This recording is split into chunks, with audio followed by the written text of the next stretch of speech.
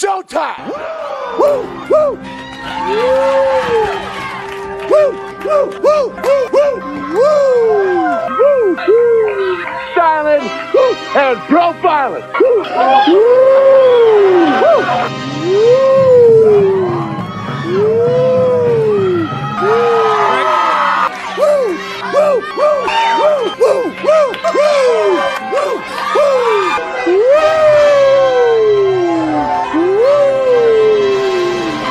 It's live and in color. Woo!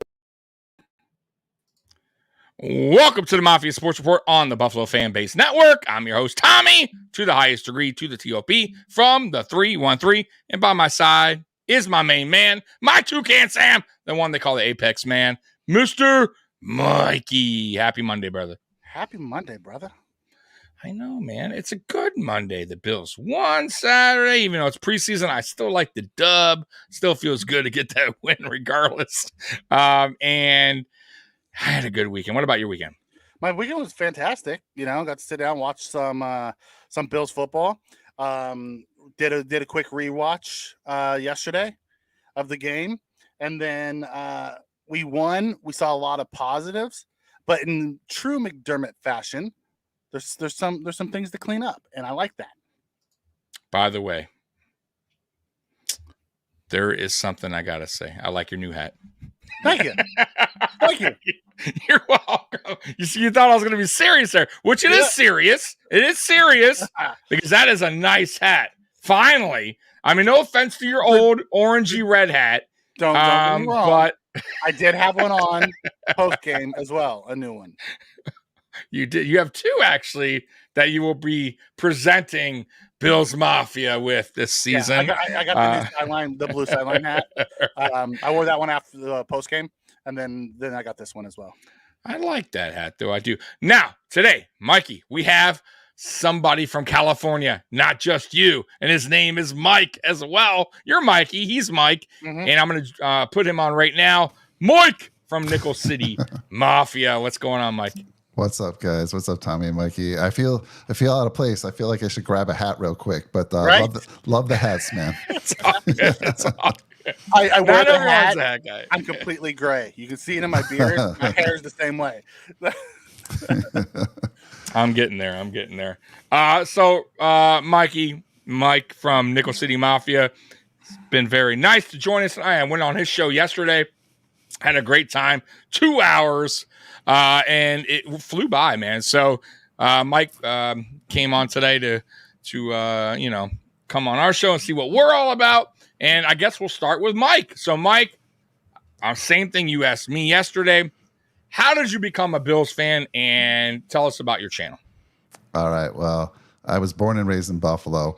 You know, life has taken me out to California, but not until later in my life. So born and raised in Buffalo. And I can remember back, to the early 70s. I always say around 7 years old is when I can remember watching Bills. And that was back in the Joe Ferguson, Bob Chandler days. When I was out on the street playing with my friends, pretending to be a quarterback, it was my man, Joe Ferguson. And Bob Chandler was my favorite receiver at that time. And so, just grew up there. Diehard fan, no matter where I am. And as far as the channel goes, a couple years ago during COVID, I think around the same time you started, Tommy. I have a couple children that just did nothing but watch YouTube. And I was like, why aren't you guys doing your own channel? I see these young guys out there doing a channel. I'm like, okay, your dad's going to start one. I'm going to show you how to do it. And of course, being a Bills fan, it's just, we started just for the love of it. Just me. I started myself. I realized quickly I can't do it by myself. Kind of a similar situation as you. I found a wonderful co-host, Jake Podger, and we've been doing it for about 2 years now, doing the show. So Nickel City Mafia, all about Buffalo and then some. The then some is, we do have fantasy football. We do have golf. We have a couple guys that talk golf, but we're mostly all about the Bills and Buffalo food. You see us getting conversations a lot about, chicken wings and things like that. But yeah, so thanks for having me, guys. I'm so excited to be joining you guys. I want to test you real quick. I'm going to test you. Yeah. And this is a big test. You fail, I'm going to have to get you off the show right away. Oh, man. And this is no joke. This is no joke. Blue cheese or ranch with your wings. And you better answer this correctly. Do not mess up, blue Mike. cheese, of course. The guys would shoot Okay. me in Woo. Buffalo Well, if I here- said you had me anything a else. little I mean, nervous. Here's the thing: the blue cheese in California is not the same in blue No, cheese as it in is not. Buffalo. It is The not. blue. So when I was first asked that same question, I was always a rancher. First off, I don't eat a ton of dipping sauces with my wings. I like them just lathered and then eat them. I don't do blue cheese or ranch, but I prefer ranch as a dressing. I love ranch dressing. It's a California thing. It's a California thing. But I've never eaten buffalo blue cheese, and I've been told that it's different. It is. Like what you can get in California is basically like bottled blue cheese, and it's not good. Yeah, no, it's not. So if I could suggest something, Mikey, the best blue cheese you can get if you're not in Buffalo is you got to get it cold, and you got to go to the produce aisle where they have the glass bottles, not in like the aisles where, craft. You got to go in the glass bottles, get the chunky blue cheese. That's about as close as you're going to get. But no, I can't do ranch, bro. I can't do ranch on anything. I'm not a ranch guy in general, but especially not on wings. That's a no. I don't do ranch on wings. I like my wings, covered in the sauce. I'm just gonna eat with the sauce. Disgusting. I like ranch on my salads. Oh God. I got you. Hey, to each his own. I can't do the ranch. But all right, real quick too, Mike. Who's your favorite player of all time, Buffalo Bills? Jim Kelly, Andre Reed, 1-2. So it's a split. Yeah, okay. It's Jim 1, and then Oh, Jim 1. Okay, so yeah, so Kelly's the man from the U. Mikey, who was yours? I don't remember who yours was. Bruce? Oh, Bruce. Of course, mine's Bruce. Mine's Eric Molds. Molds. My all-time favorite is Bruce. Yeah. I mean, I love those 90 guys. But Bruce was just so dominant. Dude. And yes. Like I love Kelly, I love Thomas, love Reed, love Lofton. My post 90s, it's Eric Molds. Because the guy was just and he's just one of those special talents that never got the recognition he deserved because he played on crappy teams. Yeah, dude. Anywhere else, Mikey, he probably would have been a Hall of Famer. I'm just being honest with you. Yeah. I mean, with the stats he pulled, with the crap he might still, he won't be early Hall of Fame, but he may get in late because he still had the numbers. Almost 10,000 yards, 5 yards short. Man, I almost wish he just stayed for one more catch. You guys know. By the way, Bruce is my second. And by the way, I'll say it till I pass away. No one's going to beat that sack record. I'm sorry. It's not going to happen. Vaughn's and it's one record. It's one of the records that nobody talks about. Like everyone talks about records, but I think that's one that I feel like people overlook, and it's almost I just don't see it happening, Mikey. Vaughn's talked about it, JJ Watt's talked about it, but no one's come close, Mikey. If Micah Parsons can stay healthy, that's the key for the longevity. He has the talent to get there. TJ Watt also, but he gets hurt too often. Right there, you go, like his brother. Right, yeah. Those are the two guys that I'm looking at today. That probably. Myles Garrett's been pretty healthy and putting up numbers. If he keeps the longevity, he's got a shot. But I mean, they're still so early in their careers; it's a long ways away. I just go back to all the guys that said they wanted to do it, and you were talking about Hall of Fame players, by the way, right? And Von Miller, right? JJ Watt, and they're not close, bro. They're not even close. Vaughn's the closest. Vaughn's the closest. Yeah, the closest, but she's a lot away. But I just don't see it happening. I don't. Mike, what do you think? You think someone's going to beat that record while we're alive? Now, it could change years from now when the rules change. Who knows? But I feel like actually the rules have really helped out that record. Vaughn's at 123 and a half. He's a long way away. And what did Bruce have total? 200.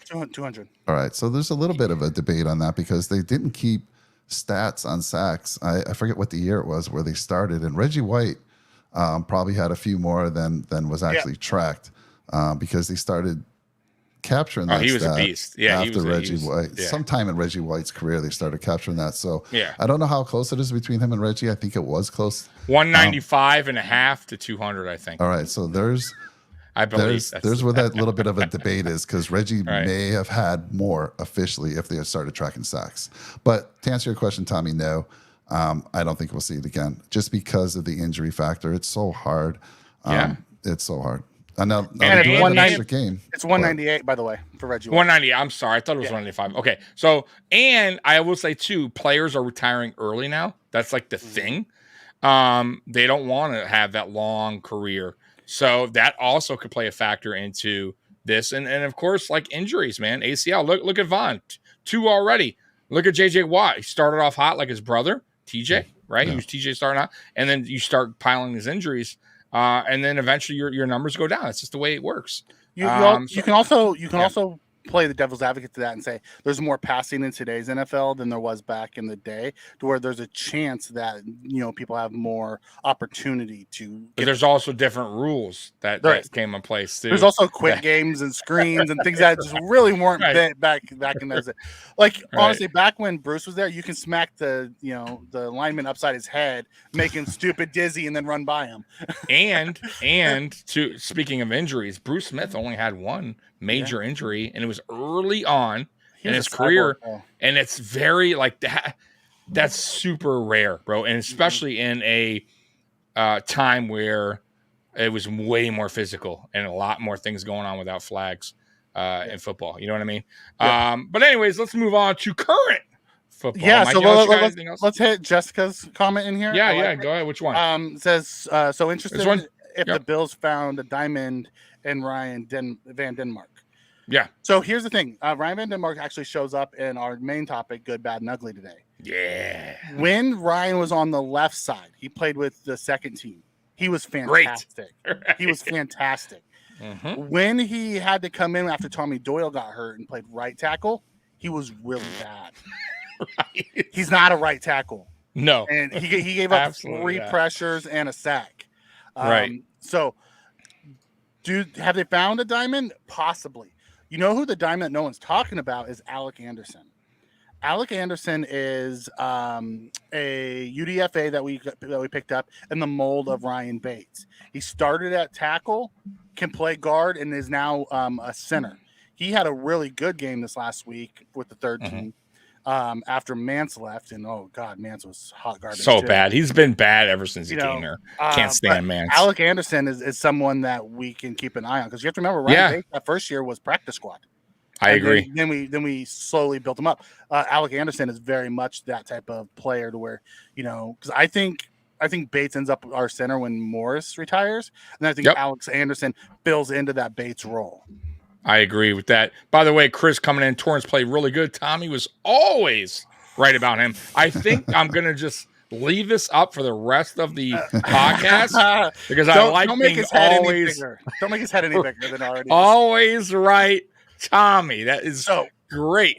Speaking of Torrance, and Mike, I want to get your take because me and Tommy talk about Torrance a lot. But Torrance has said he's been very good in the run game, not so good in the pass game.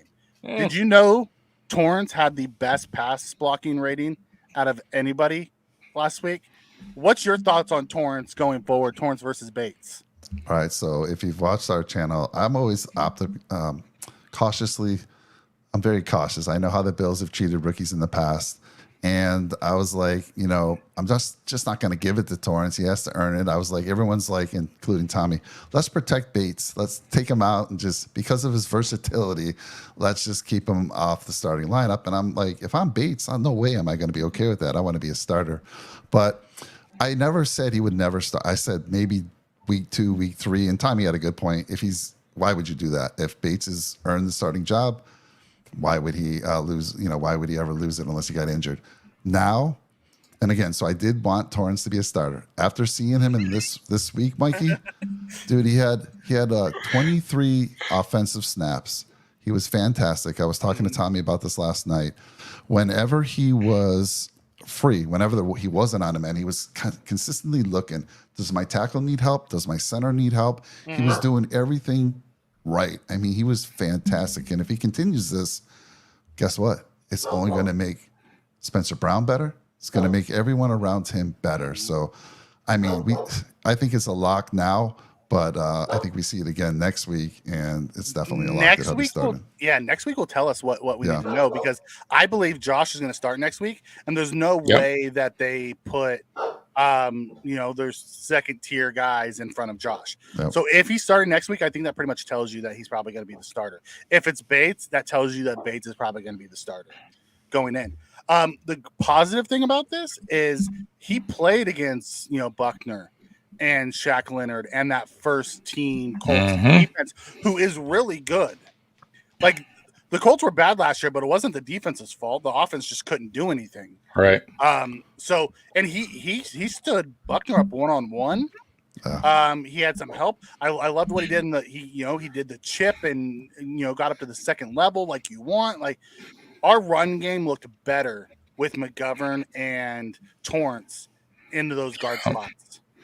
Even when he got beat, there was a play he got beat. He got back in on the play, recovered well. And that's what he did in college. Like, it's funny. Like, people are like, "Oh, it's pass block." I'm like, "What are you talking about? It's pass blocking." He gave up 0 sacks in college. Like, he's a good pass blocker too. Like, don't overlook that part of his game. Like, he is a solid offensive lineman. He seems to learn quick. He caught on to the system quick. All through camp, I've gotten nothing but great responses from Osiris Torrance, and they started him for a reason. And I didn't see anything really negative in his play. I saw a couple holds that weren't called, but offensive line do that all the time. Go back and look at any offensive lineman. They get away with a lot of that. If you do it the right way, they won't call it. And he did it the right way. Yeah, he did, because he had his arms in. He didn't have them out. He had them here. And if you have them here, they don't normally call it. It's when you go wide and they see you, or they try to pull away and you grab and you see the jersey tug. There was none of that. Once he got his mitts on you, and the defensive line was talking about this during camp. They said once he gets his hands on you, it's hard to get away from him. Which is awesome. You want to answer that? What cuts? What dates do cuts start? It's right after preseason 3. It's a one cut date now. Yeah, they changed the rules. I guess I didn't even know that. Yep, they changed the rules last year. And then they decided to keep it. So you may see some veterans, if we're going to cut them, released a little bit early. We did that last year too, to give them a chance to catch on to teams. But everyone just has to be. I think it's the third, the second or the third. Everyone has to be down to the 53 by. But it's just it usually happens over a 2-day period that they do all their cuts. Right. All right. So. The good and the bad and the ugly. Unless anybody else wants something to say before. Let's look in the chat. I don't know if I missed anything. Yeah, so Chris comes in and says Dorian Williams really stood out to me on Saturday. Dorian Williams did stand out. Dorian Williams was flying around and hitting people. It makes me a little sad that, because our middle linebacker, we don't have a middle linebacker on this team. I'm sorry. Dodson looked lost. Yeah, I wish we could have Dorian Williams in the middle there, but they don't want to put him there yet. So, I was impressed. I could see us, if we ever do run a 3 linebacker set, getting Dorian Williams on the field as one of the 3 outside linebackers. Yeah, 100%. I talked to Mike about that on yesterday's podcast. He was asking about Dorian Williams, who looked like one of the better linebackers out there Saturday. If you could get a chance to shot at middle linebacker. And I told him, man, if you don't see him Saturday, Saturday will be the day. Yeah, like if he's not a middle linebacker, then he's not going to be a middle linebacker this season. It's too bad, Mikey. I'll be honest with you. I really wish they would give the kid the opportunity to show, to see what he can do at middle linebacker. I just don't. I think they're sold on him being outside linebacker for now. That doesn't mean they can't change their mind, but I just think we have a problem. I think we have a problem at middle linebacker, and I'll go with what I said early on in the offseason, where I think it's going to be linebacker by committee, because I don't think any of these guys right now are stepping up.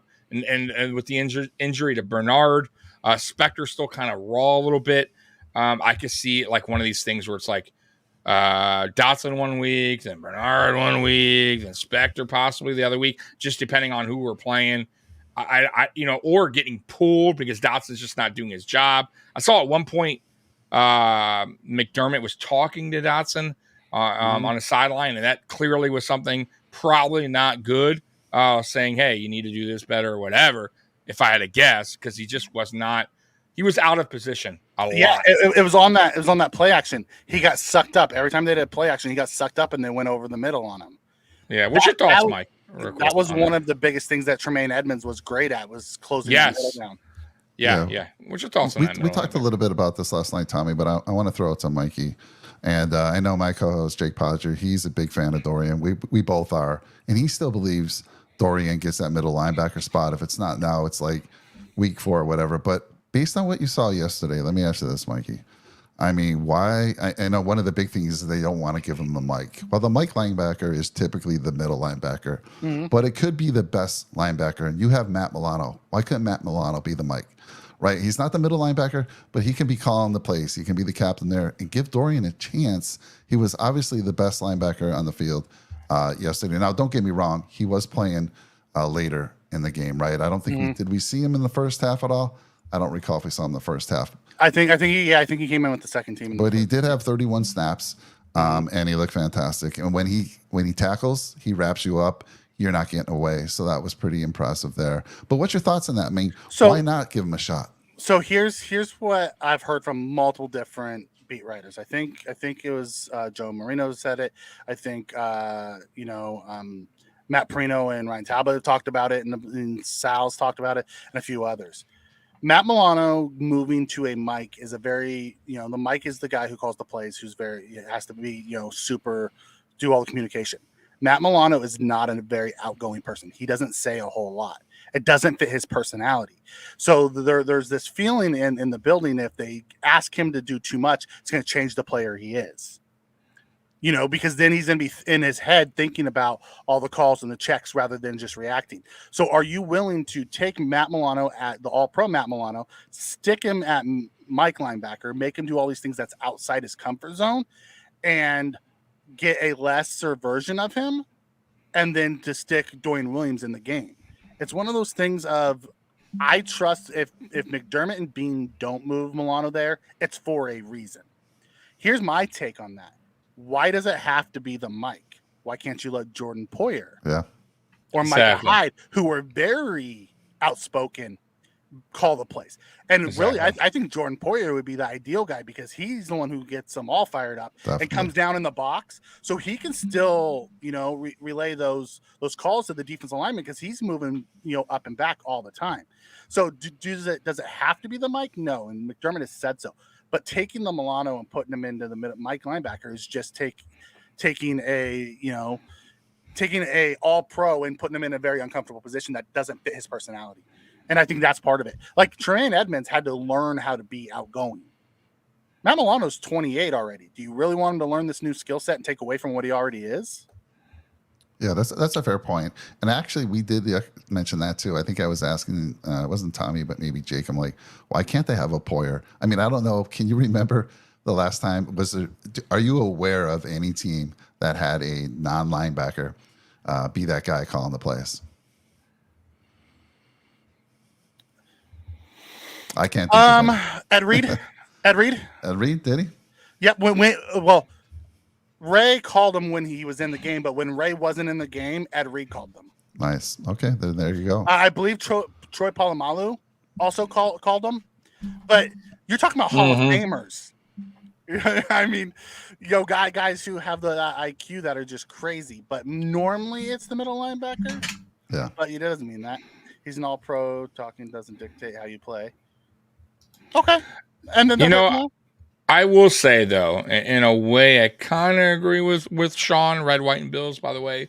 Shout out to him. Go to his YouTube, get some good content out there. In a way, I kind of agree with him in a way. I think Milano's been in the system long enough.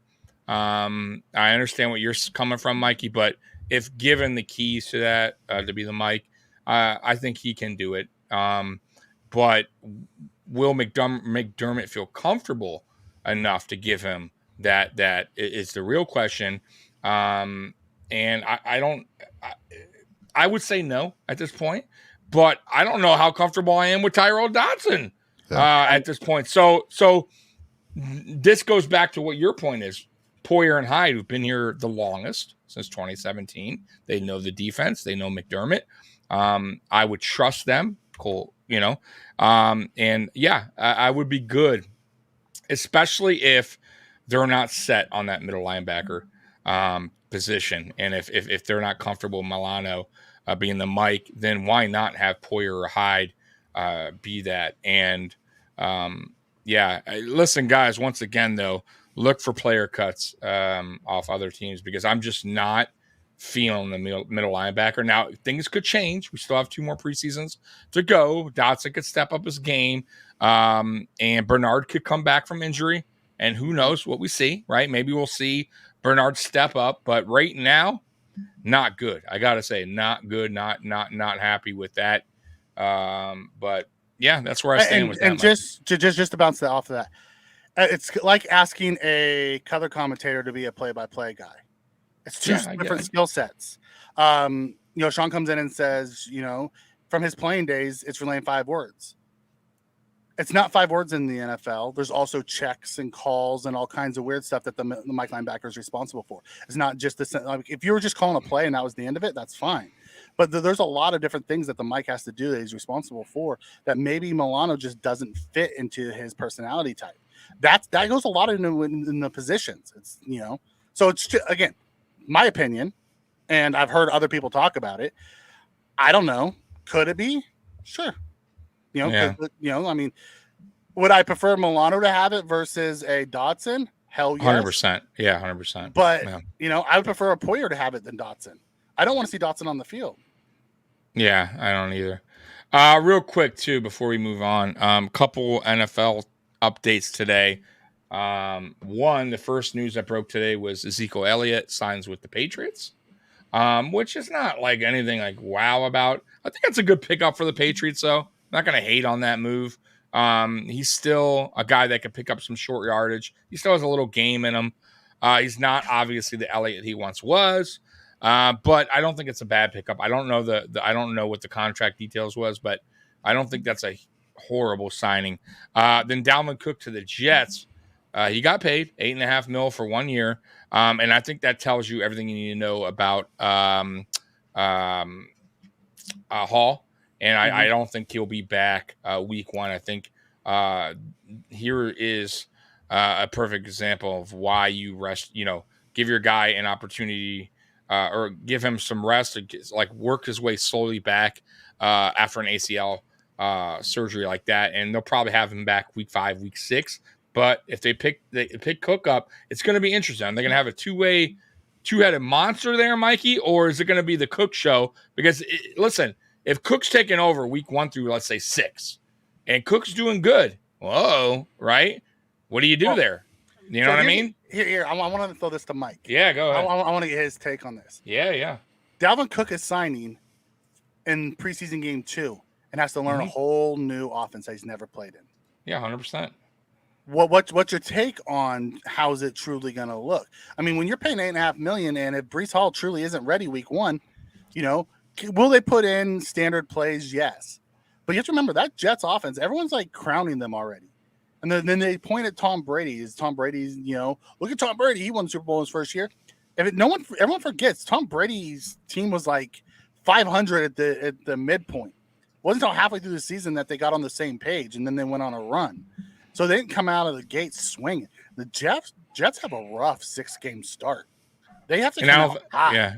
And I don't think their offensive line is anything like the Patriots' offensive line. Like they're or the Bucs' offensive line. Yeah, they're just not. So, they're okay. They're average at best. So my question to Mike is: when you're looking at this, do you see Dalvin Cook as that thing that's going to put them over the top? Yeah, I do. I actually do. I mean, okay, I do because last year. I mean, what was the knock on him up until last year? Always injured. Last year he played all 17 games, started all 17 games. He's a game changer. They may not have the best offensive line, but this is a guy that can take it to the house at any moment. He did it against us last year. Yep. So I do like the ad because of, with Breece Hall coming back from the ACL. I think only Adrian Peterson as a running back ever came back and was really effective that first year, immediately actually. So I do think it's enough. It's definitely a boost for sure, and it's a security blanket because we don't know when Brees Hall is going to be back. And I look, Cook, and he's a game changer, and in my opinion, like a Barry Sanders. He's not Barry Sanders. Don't get me wrong, but Barry was that guy who had a terrible offensive line. But long enough, you wait long enough, you give him the ball long enough, boom, game changer, takes it to the house, and you're back in the game. So to answer your question, Tommy, quickly, I think he is enough to get them. I mean, they're all in this year. And what a great ad. Yeah, I don't think it hurts him at all. Like in my opinion, he's a perfect pickup for now. He's a 1-year deal. I don't think they're looking at him long term at all. I think this is just a fill in for the season to help out while Hall recovers. And it's actually in case Hall's not Hall. Let's be real. Yeah. Maybe Hall comes back. He's not what he was. I mean, ACLs work differently for everybody else. How you respond, how you come back. So, this is a good. I think this is a smart move for that reason. That's the biggest reason. Now, if Hall was healthy, ready to go, no problem, no ACL last year, I don't get the move at all. But I understand the reason why they took the flyer on this. So let me ask you this: would Dalvin Cook be more of a weapon with the Jets or with the Dolphins? Where do you think he has the bigger impact? I think the Dolphins. I think if the Dolphins gave him an offer, which I heard they did. Now I don't know the amount, but I heard he did get an offer. I think he would have been better in Miami, in my opinion, with that team. I think he would have probably been there longer. I think they probably would have gave him probably a longer contract, in my opinion, because they don't really have a run game. And he would have had no reason to worry about, splitting carries with anyone. He would have been the guy there in Miami. And with their passing attack in Miami, I think he would have been a perfect addition over there. But he's not there. But I think Miami would have been a better option, in my opinion. What do you think? So in Miami, if they had, we have a Dolphin person that does that we're good friends with, and he said, the Dolphins ran the ball really well last year, but they just don't do it. They don't want to do it. Similar to Buffalo, they want to throw that ball to their star receivers, and so I don't know if he'd get utilized enough. Whereas here on the Jets, I think he will. I think he'll get utilized a little bit more. They don't have as good of offensive line on the Jets for sure, like I just said earlier. But to answer your question, Mikey, in my opinion, it's the Jets where he'll be more impactful. Oh, you think Jets? You think Jets will be more impactful? I do. I do. Because, like I said, the Dolphins, I don't think they would utilize them enough. They want to throw that ball. Yeah, you don't think Aaron Rodgers is going to want to throw the ball? Well, he will, and especially with his weapons. But I think, if you got Cook in there, you're going to take the pressure off him a little bit many times. So, yeah, he'll throw the ball, but I'm going to stick with that. I think Cook will have more impact on the Jets. Okay, cool. And guess what? Yeah, I mean, the Jets, Cook they did run. Yeah, and the Jets did run last year. They did rely on the run. Now, mind you, Zach Wilson, of course, and quarterback it was Flacco, and Mike White. Right. Yeah. Wilson, so. But traditionally, I mean, if you go back to their offense, they do run the ball. I don't think they'll avoid the run or go pass heavy because Aaron Rodgers. But I don't know. I still think the Dolphins would have been a better fit. But Red, White, and Bill's saying they only offered him 2 years, $8 million. See, I didn't know the contract details, but if that's true, and he took 8.5 for one, money talks, right? So I get it. And my take is good for Cook to get his bag. That's more than any other running back signed for this offseason. Yeah. Right now, running backs aren't getting paid. So yeah. I like what Chuckles says. Chuckles comes and says we're overthinking the middle linebacker position for a player that's only going to play about 35 to 40% of the snaps. With Raps and Dorian on the roster, he thinks you're going to see more dime looks, or they're gonna phase Dorian in more and not really have a true Mike, but have to just And then that comes back to who's calling the plays because the issue with Dorian is they said he comes from a very simplistic college defense, and what we have is very detailed. So he's never played in a defense like we have before. So it's why they didn't want to put him at the Mike. They want him to learn the defense before they give him a chance to take over the Mike linebacker. Yeah, I agree with that. But judging off preseason week 1, what he showcased was the ability to tackle and tackle well, and which he did in college. And he was on almost every play he was involved with. He hits hard. He seems like a smart dude. Listen, if I'm McDermott, I see what he did week 1. I am giving him the opportunity, and me personally, to play middle linebacker for week 2, see what he can do out there. Who cares if he doesn't do good? He makes mistakes. Well, it's not a big deal. I don't think give the green dot to Poyer, or that's what I'm saying. And then put those 2 linebackers on the field. And neither one of them have to call the plays. I agree. Yeah. I just don't. I don't understand the thing with Bernard either. I honestly think Williams is a better fit, but it is what it is. I'm not a coach. I'm not there at camp. Well, I don't know. It's the difference between the CB2 position as well. They like what they know. Yeah, I agree. They're comfortable with what they're aware of. That's why you see Levi Wallace and Dane Jackson at CB2 rather than the higher upside of Benford or Elam. Yeah. I agree with that. But you made a great point though, Mikey, a couple of days ago, when you did mention, and I mentioned on Mike's show on Nickel City the other day, that maybe Dane got a little bit too much heat last year. He did take CB1 role, because we're looking at the CB2. We're like, Dane Jackson, but he had to go against the best of the best last year while Trey was recovering, and he did it for 10 weeks. And it wasn't perfect. It wasn't great. I don't think it was terrible either. And we're talking about CB2 now. So maybe he can hold his spot down on CB2. Maybe we're overlooking that role for him. I think everyone wants Elam to take the job because he was a first round pick and he has a higher athletic upside. And I understand that. I want Elam to start. But I don't think we're in trouble if Dane starts by any means. I agree.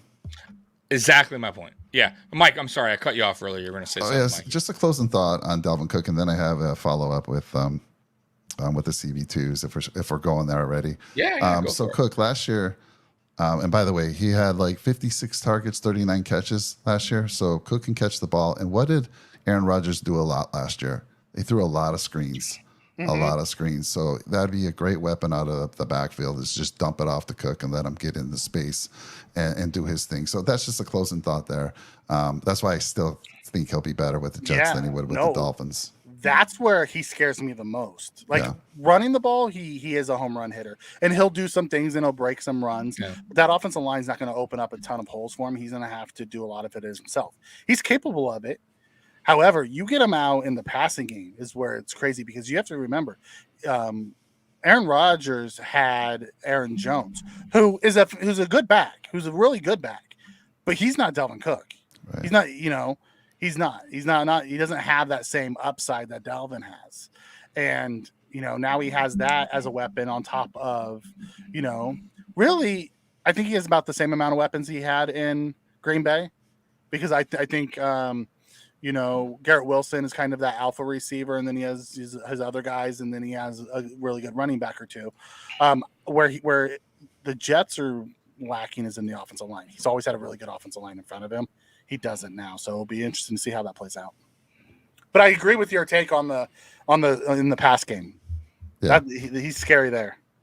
Yeah, and then the follow-up on the CB2 that you guys were talking about, do you think, Mikey, that, because somebody mentioned on our show a couple weeks ago, could they do a rotational thing there? I mean, based on who they're playing. What about who they're playing? I'm sorry, I missed that. He was paying too much attention to love that I'm receiving tonight. It's hurting me in my heart. People are loving Tommy tonight. Thank you. I love you guys too. So what was the question? I'm sorry. So I was saying, somebody on our show a couple weeks ago said at cornerback 2, maybe it's a rotational thing. Maybe depending on who you're going up against. I mean, it was pretty telling. Dane Jackson played 6 snaps. The other 2 guys played over 35 snaps, each of them. So it's pretty telling that I feel like Dane will be that day one starter. But could it be a rotational thing? Because depending on who you're playing. I think it will be a rotation. Chuckle said that too. Oh my! I do believe we will have a rotation because it's not the first time that we've done this. Did it last year? We did it last year. We did it a couple years back. Remember when we had Levi Wallace and Kevin Johnson? We were rotating them because Kevin was the former first round pick with the super athletic talent who's better man to man than Levi was. Yep. And then when we had Levi Wallace and Josh Norman, we rotated those guys the next year. So it's CB2 tends to be rotated a lot. Now I think we're going to rotate all three of them. And I think in certain games where we run more man to man, you'll see more Benford and Elam. When you see more zone, you're going to see more Dane and Benford. You won't see as much Elam. I think both the young guys got more reps the last week over Dane. Not so much because Dane's so much farther ahead. I do think he is ahead, but because they want to get those two young guys more reps in the defense. And McDermott came out and said as much during his presser. So I'll be interested to see how it plays out this week. If Dane's out there for all of the first team, because I imagine this is going to be our dress game.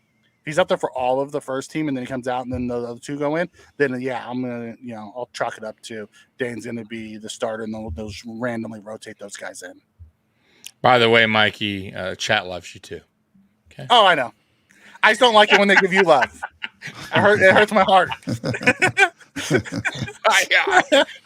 I understand. Man.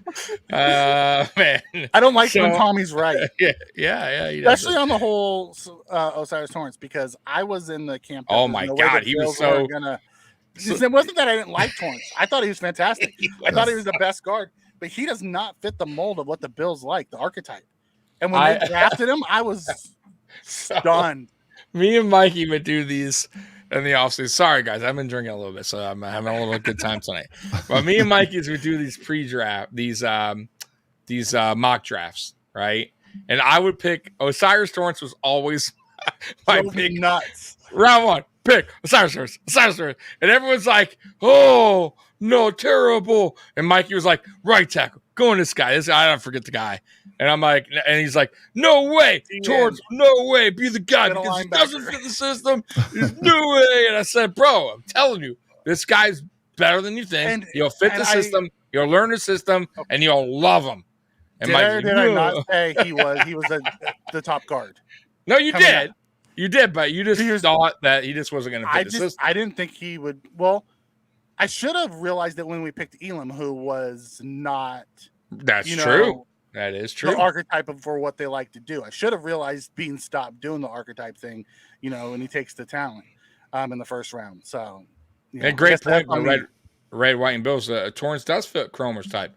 That is accurate, and a lot of people, once again, like I think overlook Cromer. Like I kind of feel like they don't really understand how good this dude is as an offensive line head coach.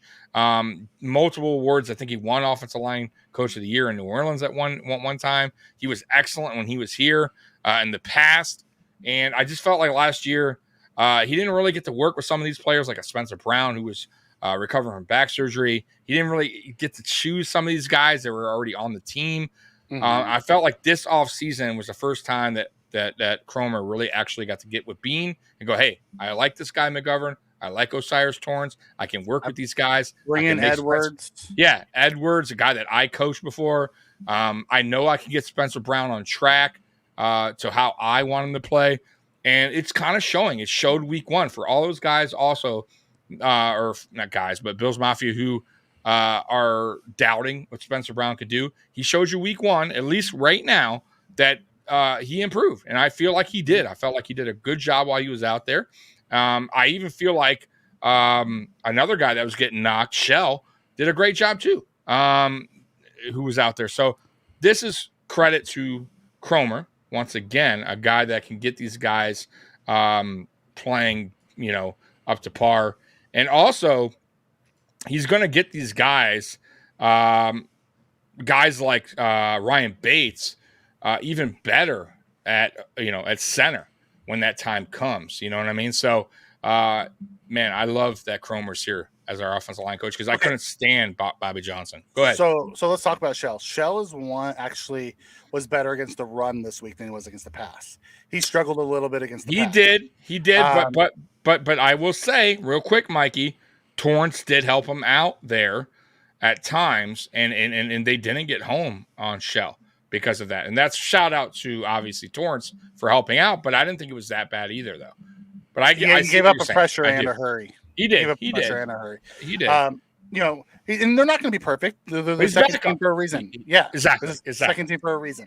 And also, I think when Shell was out there, he had Kyle Allen, not Josh. If Josh is out there, he probably totally different story. Pressure. It's a different story. Yep. So, yeah, I'm with you on that. Okay, cool. Mike, what'd you think, real quick, and we're going to get into this good, bad, and ugly, but what'd you think about? Just real quick about Shell. Now that we're on Shell, just curious, what did you feel about his game? Because he was getting a lot of slack for in the training camp. A lot of people were saying he's getting used. He wasn't. Yeah, he did. But we also got to remember we have a really good defensive line. Like people also forget about that. But what did you feel about Shell's performance week 1?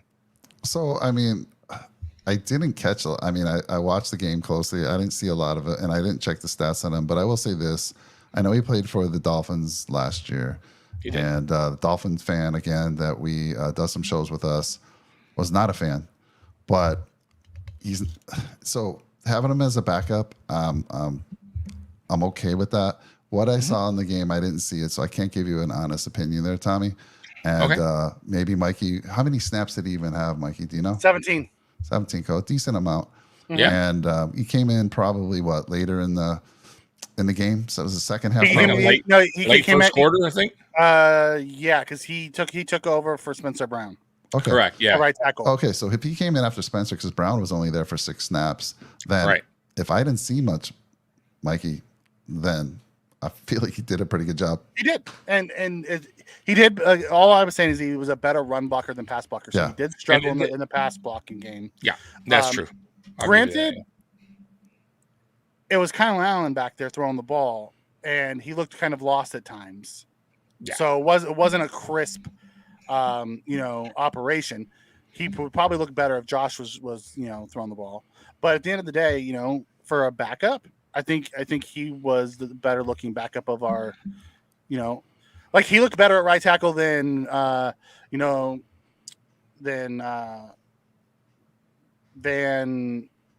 whatever his last name is, I forgot. Van Markt or whatever. Oh yeah.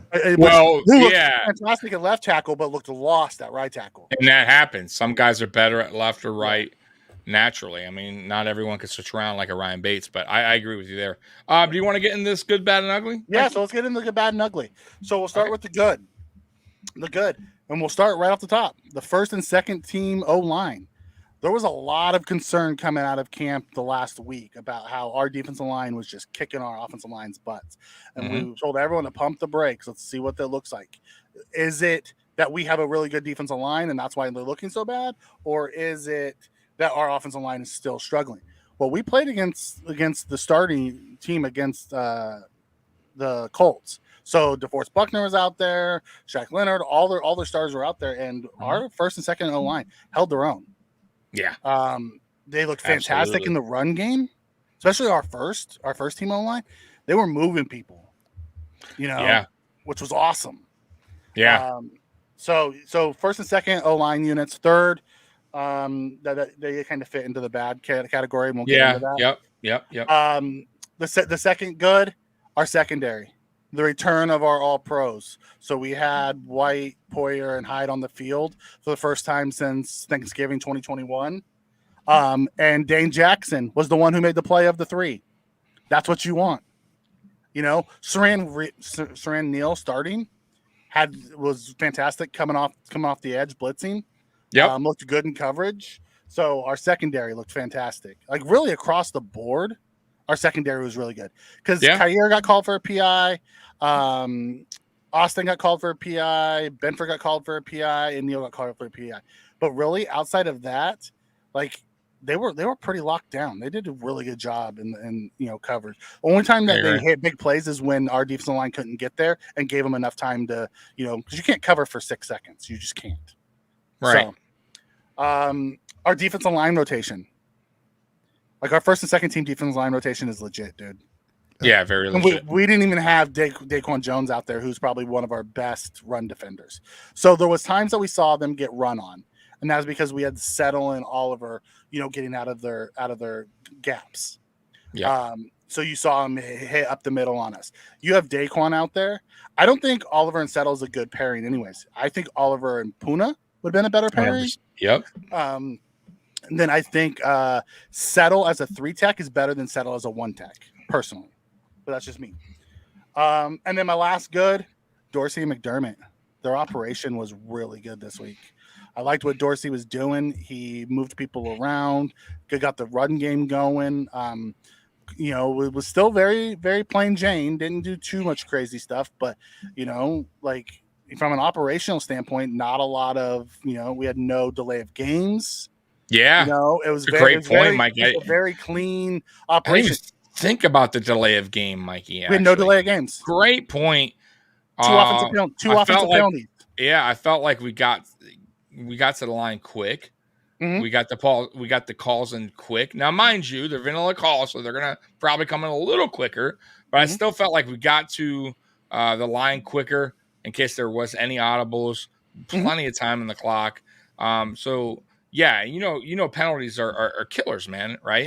Yep. So I agree with you there. I love the fact that got the play in.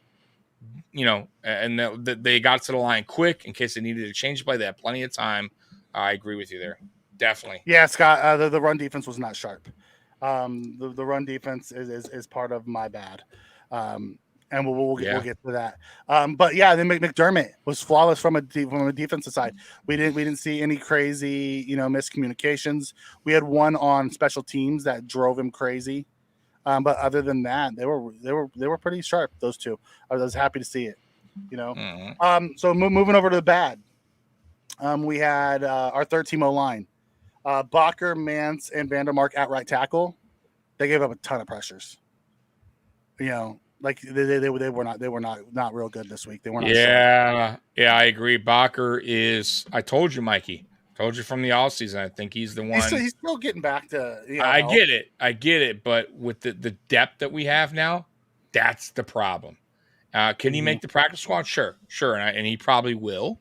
But I think he's for sure a guy that's on the bubble. You could kind of see he's a little behind, right? Maybe that's probably rust because considering that he hasn't played in a couple seasons. But I just think he's a little bit behind right now. Mike, what do you think about that about Bakker? Oh, I said it on our show when we did our 53-man active roster. I don't think he makes it. I do think he's on the practice squad, and I'm not sure that anyone would take a chance based on his injuries. I mean, he's coming off torn ACL, Achilles. Right. So he's had that a couple times now, and based on his injury, I don't think anyone's going to be rushing to grab him. Maybe, right? Maybe Dable would be the only guy, but I don't think so. So I think he's safe to go to the practice squad. I don't see him making the 53-man. Yeah. Okay. I'll be interested to see what it looks like next week. But then the bad, our first team defense missed tackles. Groot and Dodson. Groot had the quarterback in his sights and missed them. Tackles. Milano missed one. Dodson missed one. You got to tackle. Missed tackles has been Achilles heel of the Bills for years. Yeah. No excuse there. Listen, I get Richardson's a bigger quarterback. He's like a Josh Allen. Mm-hmm. Tough guy to take down, but Groot is a big dude. He's not like, just looked a bad angle. Jerry Hughes. He's a smaller guy. It's bad angle, but he had him. He had him in sight. He had him wrapped up. He should have took him down. He didn't. Once again, though, it's preseason. I'm not going to kill him for that, but this is a lesson learned, and hopefully he, doesn't let that happen again because that's a killer, right? A guy that should have been sacked behind, should have lost yards, gain yards. Can't have that. But yeah, I agree with you. And Dotson as well. Missed tackles. Cannot have it. I can't stand missed tackles. And also Milano, who's so weird to me because Milano's so damn good, Mikey. But sometimes he's notorious for missing tackles. Yes, he'll have he'll read the play, and I'll be like, damn, I'm like, yo, Milano got it. You know what I mean? Milano read that fucking beautiful, and he'll miss the fucking tackle. And I'll go, oh, we had it. He was there. He read it. You know what I mean? If he makes a tackle, everyone's going, damn, fucking Milano read it, made the tackle, lost the yards, whatever. But sometimes he gets in that way where he just doesn't make it. Doesn't make the tackle. Yeah. I don't get it. It's frustrating. Going back to the good, Best said the ending 4-minute drill was great.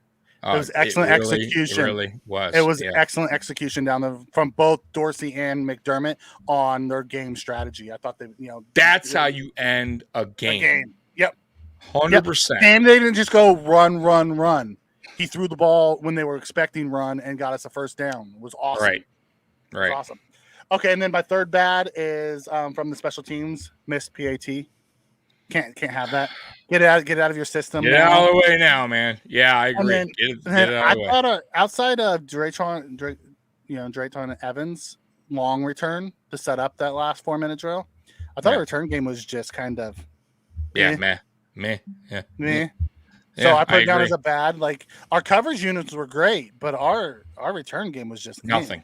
Nothing. I agree with that. I thought Andy, once again, I'll go back and say I watched Andy Isabella with the very short, minimal footage that's out there because he doesn't have a lot. I didn't think he was spectacular in the return game. I'll be honest with you. Arizona, I didn't see anything. 4 for 38. I didn't see anything exciting, electric from him. Hardy, I did. Go back, watch Hardy's film. Go back, watch Isabella. Now, I will say, and we'll get to that later, Isabella receiving, totally different story. Really good. A return game, not so good. I didn't think it was terrible. I just thought it was nothing spectacular there. He didn't do anything for us. Yeah. All right, and then to the ugly. We'll start turnovers. Oh, the ugly. We had 2 turnovers. Oh. Can't have it. 2 turnovers. We had a fumble and interception. Yep. Got to hold on to the ball. The second one drops. Still continue to play. Story of the Bills. So we had 4 drops. 2 by Shavers, 1 that turned into an interception. 1 by for a touchdown. For a touchdown. Right. Then we had a 3rd down drop by Shakir and a 3rd down drop by Morris, which cost us in the drives. I agree. Can't have that. Yeah, you can't. And Morris's drop, tough. Listen, I'll be honest. Tough catch. Still, you're an NFL player. He was there. Should have made the catch. But out the other ones, Shakir, unacceptable. Right there, wide open, 3rd down. You gotta make the play, and he did it last year. Morris has to make that catch. No, I agree. I'm just saying, but the other 2, way easier catches. Yeah. Right in your hands. It wasn't like on the ground where guys, falling on you at the same time. Like Shakir, no excuse there. Zero excuse. Yes, Scott. Got to catch the damn ball. Shavers too. Yeah, Shavers too. Yep. Listen, it wasn't the prettiest throw, but no excuse. That is right there, dude. You got him. Yeah, you gotta catch that ball. I don't think it was the greatest throw either, but you gotta make that catch regardless. And listen, the story of the Buffalo Bills the last 2-3 seasons, we're one of the worst in the league at drop percentage, and that has to change. Can't have that. Yeah, and Sarah comes in and says, Morris was a tougher tight end, but Morris is a wide receiver, converting to tight end. He should have caught that. Where Kyle put that was in between 2 defenders on the backside. It's where you have to put that so it doesn't get intercepted. He had it in his arms and dropped it. You have to catch that. There you got it. Because there's going to be, not every catch is easy. Yeah, if you want to be on this team and be a part of this offense, those are the catches you have to make. That's the difference between extending drives and being off the field. So real quick, Scott, I'm not going to say that now. I will. I got it. I'm not, and I haven't seen Isabella drop the ball. Okay, I get that, but I get it. But it's preseason 1, okay, and 2. McKenzie was here a long time, and he did a lot of good things. And Isabella, but Isabella, from time, he's not. No, I get it, but Isabella hasn't done anything for this team in the regular season. McKenzie's had, whether you like him or not, McKenzie did have some good games here in Buffalo. Isabella has done nothing. So I'm not going to say that right now. That my mind could change, if Isabella makes the team, one, which I don't think he is. You get what I'm saying? But I'm just saying you can't judge a guy one preseason game over a guy who was here, one of the longest receivers, tenured receiver in Buffalo. I'm just saying. I'm not saying he was perfect, but he did a lot of good things, Mikey. Let me clarify. I'm not saying he's a better player. I'm saying he's a better returner. Isabella is a better return man than Isaiah McKenzie. Yes, returner, but returner. No, not a better player, better returner. Okay, he just said better. He didn't say returner here. So I imagine, Scott, correct me if I'm wrong, we were talking about Isabella's returning when he posted that. Okay, I'm just saying. I'm just reading what it says. I'm just going by with that. Mike, what do you feel about McKenzie real quick? Yeah, so first of all, I kind of agree with you, Tommy. I'm not sure Isabella makes the team. I know he had the 3 catches, and I don't think he makes the 53-man roster. As far as McKenzie, you're right. You know, there was a reason McKenzie got benched a couple games a couple years ago for his muffs on kickoffs and punts, and then we had to actually go to Micah Hyde, which is something you don't want to have Micah Hyde back there, but you know that's the only guy we could trust. So from a return game, sure, Isabella, but for a complete player all around, I wouldn't say that. I'd give McKenzie the edge. Yeah, he had some good games here. Like there was going back even in that Dolphin game, that first week we played Dolphins in Miami. He had a good game. Like he wasn't terrible. Like I mean, even the Patriots game, he showed up when we needed. Huge in that. Yeah, so I'm not going to knock what McKenzie did in Buffalo. I will agree with Mikey though. His return game, it was weird with him because he could take it to the house, but he could also fumble the ball. Right? Or just drop it in the snow. Right. And Scott clarified. He was talking about it from a return. Okay. So then I agree with that. Yeah. So like when I said he's better than McKenzie, I don't want to crap on McKenzie. I loved him. Okay, cool. Then I agree with that. I'll agree with that. I'll agree with that. Now, mind you, though, I haven't seen a lot of Isabella either, though. Return. I really haven't. I have. Okay. I watch on the West Coast. I watch a lot of Cardinals games. That's true. You're right. He's actually a very good returner. He's sure-handed. Then that's what it's all about. Exactly. Yeah, I guess like Andre Roberts late in his career. I will say this for him. It's too bad we got him kind of late in his career because I felt like early in his career, Andre Roberts had that speed to take it to the house. Later in his career, he was just a safe bet. Like you trusted Andre Roberts to fair catch it when he needed. You knew he was going to catch it. Doesn't matter. You know what I mean? Like I was confident when Roberts was back there, but I also knew he wasn't going to take it to the house. Like I knew that at the end of his career, but it's where we're going to miss Nyheim Hines the most. Yes. In the game. I agree. And someone said that in here. And I love this comment from Sarah. You're not the only one. I wanted to choke him after. I was so mad. Like no one touched him. He just dropped the ball. I couldn't believe that. But that game was just a nightmare game. Yeah, it was. It was. Yeah. And then my last ugly. It doesn't have to do with Kyle Allen. It doesn't have to do with Kyer Elam's grabby hands. He got called for one penalty. He also played a very solid game after that one penalty.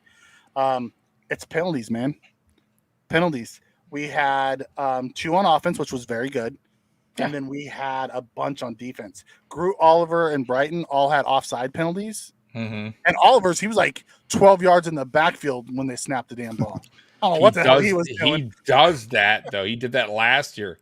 He jumps the gun quick sometimes. He's trying to beat the snap count or whatever. He's trying to, get it right on the snap, but you got to be careful with that. And then Elam Benford, Neal, and Alex Austin all had PIs.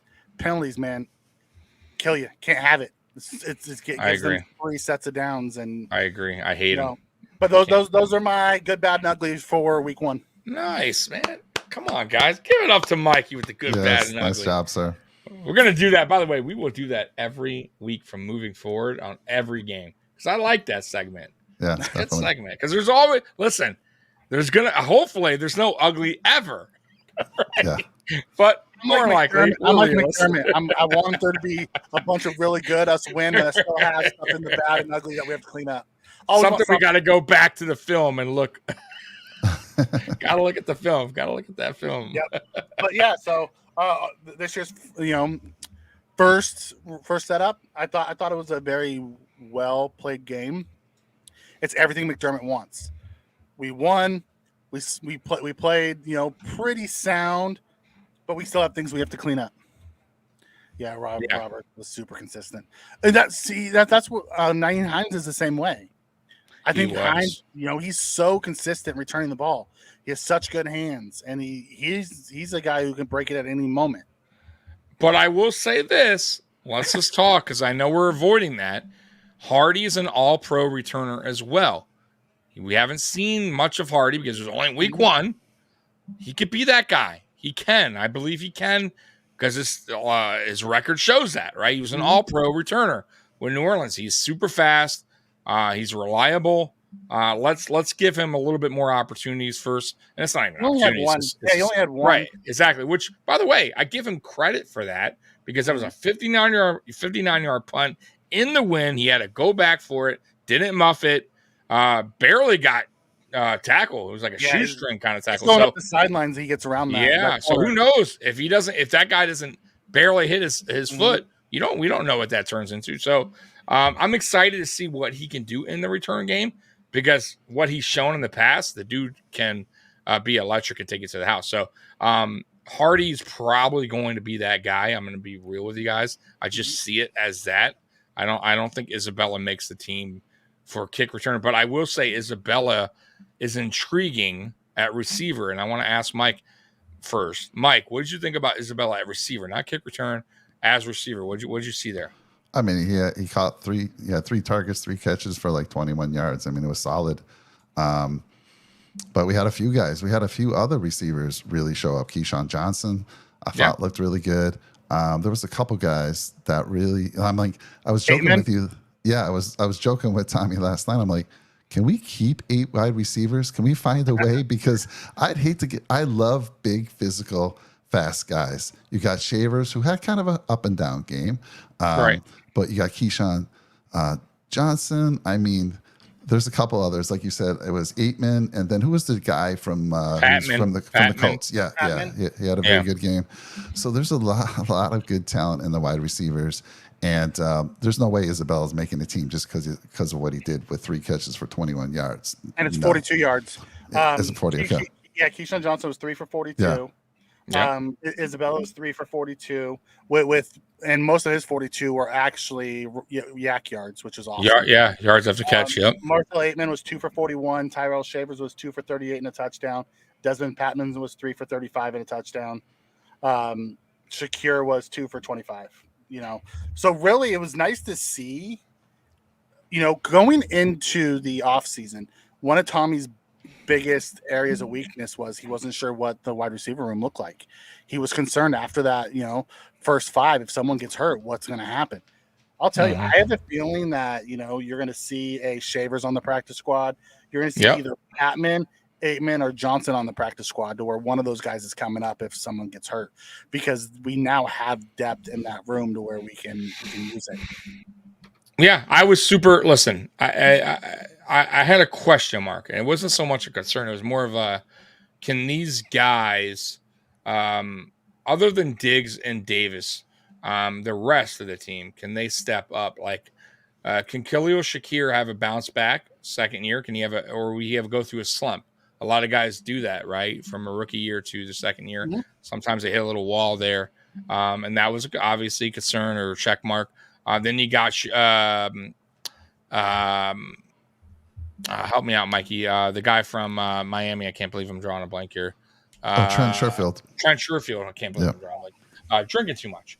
Trent Sherfield, who I absolutely love. And I've been telling y'all, I think Trent Sherfield is going to be a very good player for this team. And that's why they signed him, in my opinion. They saw what he did with Miami. He was finally given an opportunity in Miami that he wasn't given in San Francisco. And I felt like he blossomed in Miami with a very good receiving corps in Miami. And he still got almost 500 yards. And everything I saw in camp with him and Josh building that chemistry early told me a lot. But I still wanted to see it on the field. Now, mind you, he didn't do much week 1, but he had a nice block. I like that. And I like I said, we'll see week 2 when he's with Josh how he is, because I think you'll see a different Trent Sherfield get more opportunity. But So I had a question mark to him. Can he continue where he left off with Miami? And then you got guys like, Justin Shorter. Can he prove? Can he make this team? What can he do? And I gotta say, him being in early with minimum snap count tells me this dude's making the team. They see something in him. He wasn't running with the 3s and 4s. He was running with the 1s and 2s early. And it's interesting. That is very interesting to me. Now, mind you, Diggs was out, so they had to put somebody in, but it's still interesting enough where they put him ahead of a lot of other people. And though, once again, a guy that didn't get many opportunities, I still feel like they see something in him. And I really want to see if he's in there with Allen. Very curious if they put him in with Allen early before Allen gets out and see what he can do. Because I think next week against Pittsburgh, I think you're going to see the opposite, Mikey. I think you're going to see passing early rather than running early to kind of get Josh that rust off. And Josh is going to want to throw. He's not going to want to play that run game early on. He's going to, you know how Josh is, right? He's going to want to get that arm loose. And this is what all this is about. So very interesting. And also Dalton Kincaid, once again, a guy you saw on the field, didn't get much action. I feel like this next week too, you're going to see a lot of action from him. So right now, I got to say that question mark went away from everything from training camp and this first week of preseason. I'm excited to see what this group can do, man. I really am, because I feel like, and to Mike's point, I feel like we have gotten bigger and taller at receiver. One thing that we didn't have for a long time here in Buffalo was a bigger receiver, and we have a lot of them now on this team. Nope, I don't disagree. We'll be interested to see how they play out. Also, to help your argument for Sherfield, having Davis, Diggs, Kincaid, and Knox, you're talking about he's option 5. Right. You can do a hell of a lot worse for option 5 than a Trent Sherfield. Yeah, and I didn't even bring up Hardy either in the slot. Yeah. I don't know what that's going to happen, but I think Hardy is going to be a part of this offense, and that's one thing Hardy is better at than McKenzie is he's actually an over the top receiver, and I don't think McKenzie ever could have that, did that here in Buffalo, and that's one thing Hardy can bring to this team, and that helps out this offense, because now you bring Gabe Davis different role, right? He can run different routes other than just go deep all the time, and that's why I'm excited for Gabe Davis's too. I think Gabe Davis is going to have a bounce back year. I think he's going to. I really truly believe this is the year he marks 1,000 yards, man. What do you think, Mike, on Gabe Davis? By the way, what do you think about? Gabe? Absolutely. I thought Gabe would have that breakout last year, like most of us thought. And he was a little dinged up. He had a little ankle injury. I don't know how long that affected him most of the year, but this year I expect. He just needs a little bit of an uptick. He had a little over 50% completion percentage to him, catch percentage. And if he has a little uptick, which I think he will, everything in camp has been he's looked fantastic. And as long as he stays injury free, which he's had an issue with, I see big things for that young man this year. And it is, I believe it's a contract year for him, is it not? It is. And let's be real too, Mike. I gotta say, I'm just, from everything I've heard and people that have attended camp, between him and Kincaid, they have been the stars of camp. They have been the most electric as far as offensively. And Diggs obviously is doing his thing. Diggs, no shot. This isn't slate on Diggs. I'm so used to Diggs being Diggs. Yeah. But from everything I've heard, Davis and Kincaid have been pretty much unstoppable. They've done what they had to do. They've been, fast, unguardable at times. Mikey, what do you feel about Davis going into this season? From what you've seen so far? I've been really hard on Davis. I was hard on him last year. Yep. Listened to a lot of offseason stuff. That ankle played a bigger role. I may have felt differently, that he shouldn't have let that linger, but it is what it is. He's a professional athlete. I'm setting my butt in a chair talking about it on the internet. So that's a great point. At the end of the day, he probably knows better than I do. But if he can become, 80% of what he was in that playoff game, we're 13 going to second have kid. a super solid number 2, and we should resign him. I think personally, I so, think we too. should resign him before the season, because if we wait till after the season, we're not going to be able to. Because I have a feeling I he's going to agree. have a really big year. Josh, Sarah's in here saying that she's tired of these Josh narratives. I'll tell you, that dude watches everything. Josh talks about it. He watches everything. You don't think that's going to put that chip back on his shoulder? All these people talking about how, all these people are better than him. Josh is going to come out. He's going to have a monster year. And Davis and Diggs and Kincaid. And I would not want to be the team standing in front of Buffalo. I have a feeling we're going to be a freight train this year. Yeah. I agree. Add fuel to that fire, man. These guys love it, man. Players may not admit it, but they read it. They understand it. They know. Even from, listen, man, it's even worse when it's coming from your own fan base.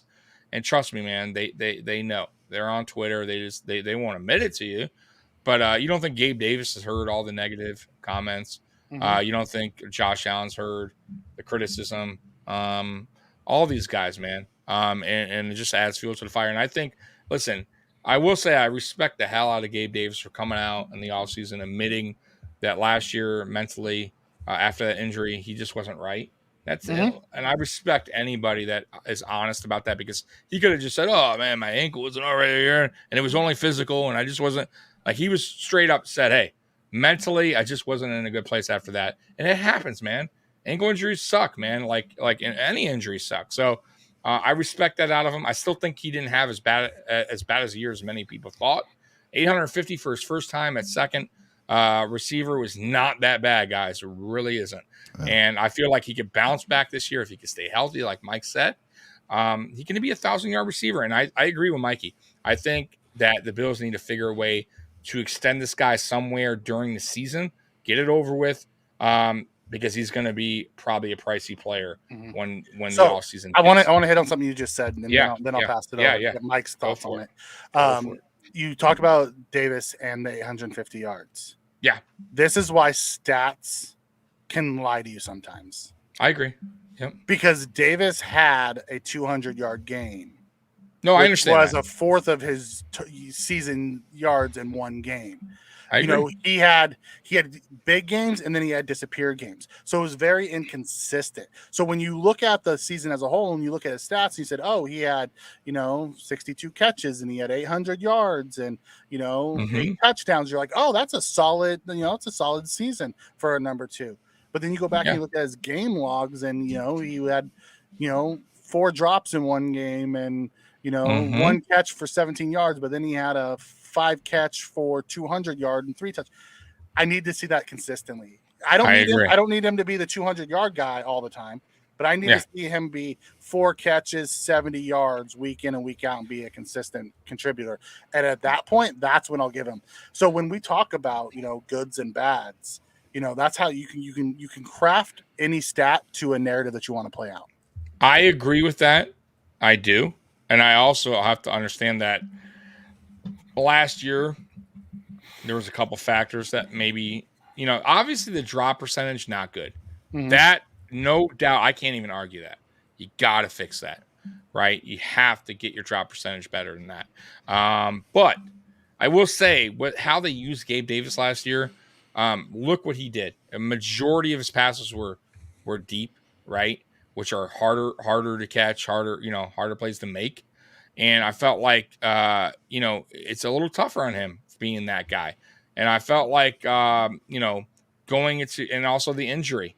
I feel like if you look at week 1 and week 2 before he got hurt, I felt like he was doing the right things.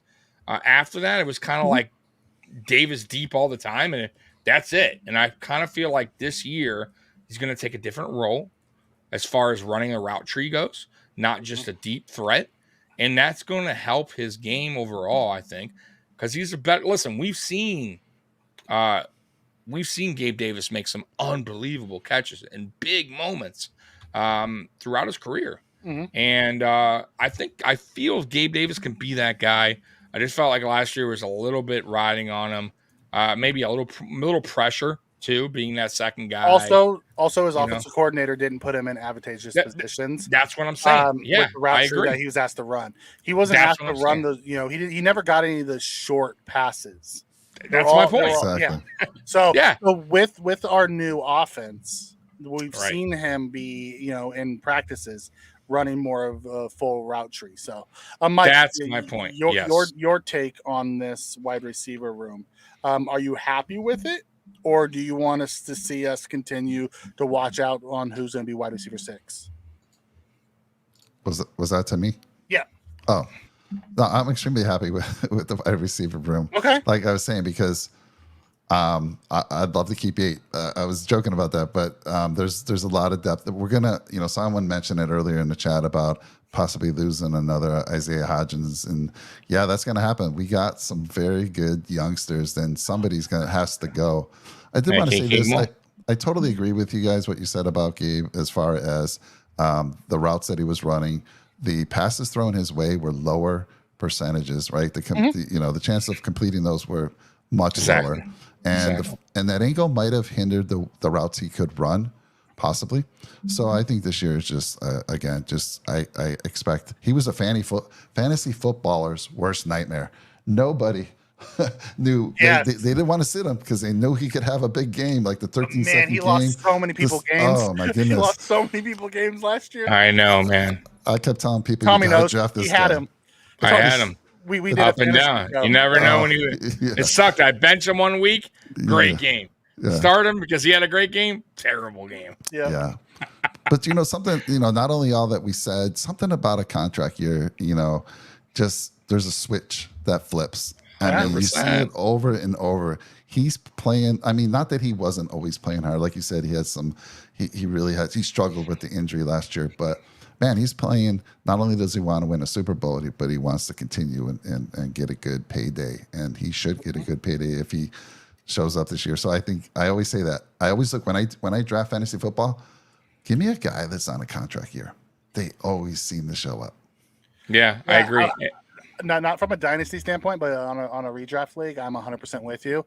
On a fantasy perspective, I never want the guy who just got paid. Right. Because you never sure what you're going to get from him.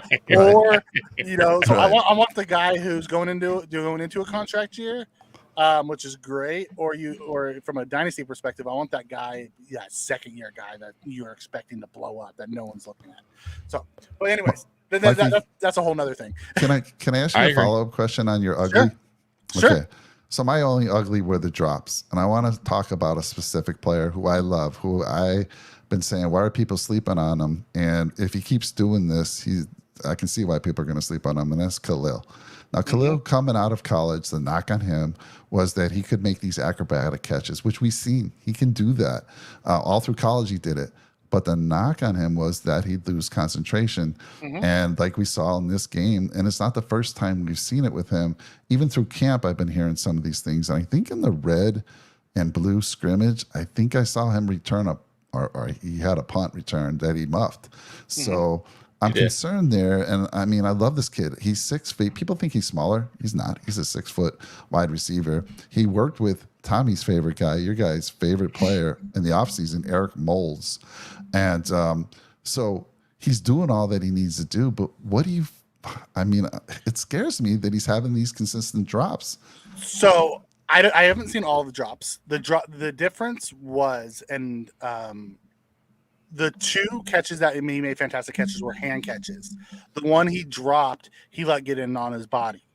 And and where the position of the ball was and where his hands are, it's hard to make a hands catch in that position. So I don't want to make excuses for the guy because I'm also concerned. But if you go back and look, Dawson Knox had the same problem his first 2 years. Yeah. And they found a way to correct a lot of that. So I'm going to put my faith in the coaching staff that they're going to be able to figure out how to work around that and get him over that. But I don't have any, that drop was just unfathomable. How do you drop that? It hit him in the stomach. Nobody around him. It was the easiest catch you're ever going to have. And he just,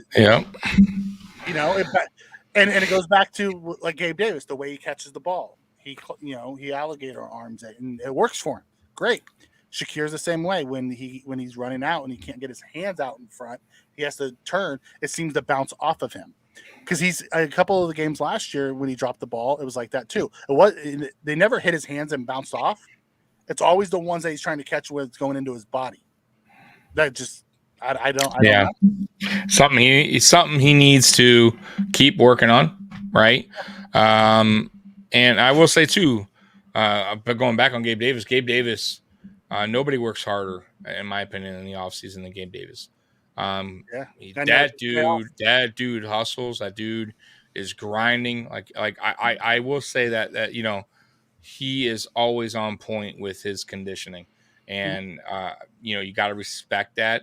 And same with Shakir. Shakir didn't, once again, a player that goes out doesn't have to. It's his off season, doesn't have to do anything. He can just chill out and go in LA, wherever he wants to go. But he chooses to get with Eric Moulds, work on his craft, and I respect that. And let's just hope that he can correct whatever mistake he's making. Get on the jug machine, gloves, whatever you got to do, mentally, whatever it's going on there, and just work on your craft, man. And hopefully he can find his way, because, yeah, that sucks. That's the only part. And last year he did the same thing. Yeah, I remember 2 occasions. One against the Dolphins, I believe it was a playoff game where he had a catch, dropped it. And I think they went to replay. They initially called it a catch, and he dropped it. And there was another play earlier in the season, regular season, wide open, and he dropped a pass from Josh Allen. And it really kind of reminded me of the Kyle Allen pass, because it was, I think, to the sideline again, one of those passes, and it's such an easy grab, and he just, I don't know if he's thinking about running before he's catching the ball. I have no idea, but not good. He needs to correct that, figure out what's going on mentally, why he's dropping it, because I think it's more of a mental thing. I don't think it's he's doing something wrong, because why would you? He's making the unbelievable great catches, right? The hard catches. Yeah, and I mean, look at the catch where he made on the sideline. Got a guy draped on him. I almost thought it was intercepted. I mean, because the guy was right there. How was that not pass interference, by the way? I don't know. I agree with you there. How did they not throw a flag on that? I felt like he was draped on him way early. But either way, draped on him, still made the catch, and still had the new to turn and run for extra yards. So if you can make those, but not make the wide open, there's something going on, man. I think it's more, hey, like something's going on in his mind. Maybe he's thinking about running before catching. I don't know, but he has to correct that. But other than that, if he corrects that, he's a hell of a player. I think he can be a hell of a player in this league. I think he will be. I think you're going to see him take incremental steps this year, and then he'll have a bigger role in 2024. Like he'll be part of the offense, but I have a feeling you're going to see a bigger role for him come 2024. But that's just my take. 100%. So real quick, let's talk before we get out of here. Let's talk about backup quarterback, because that has been the topic of conversation even today on Twitter.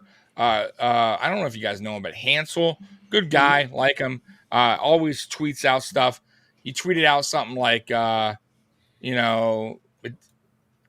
basically it doesn't matter who you have as backup. If Allen goes down, we're screwed, like in a couple of games. And I don't agree with that necessarily. And I'll tell you why. Because because he listed a handful of backup quarterbacks in the NFL right now. There is a lot of good backup quarterbacks, in my opinion. And he had a whole handful. I'm not going to go through them all right now. But let's say, hypothetically, 4 games out. You want your quarterback traditionally getting at least 2 out of 4, right? And he said, oh, we probably win 1 out of 4. I will say this. That one extra game could mean a playoff berth. I'm just throwing that out there. And I know it sounds cliche, like, oh, it's only 2 games compared to 1. But it could be 3. I'm just saying, depending on your backup, I don't trust Kyle Allen or Matt Barkley to win us more than 1 game out of 4 games if we needed that. And hopefully we don't need that.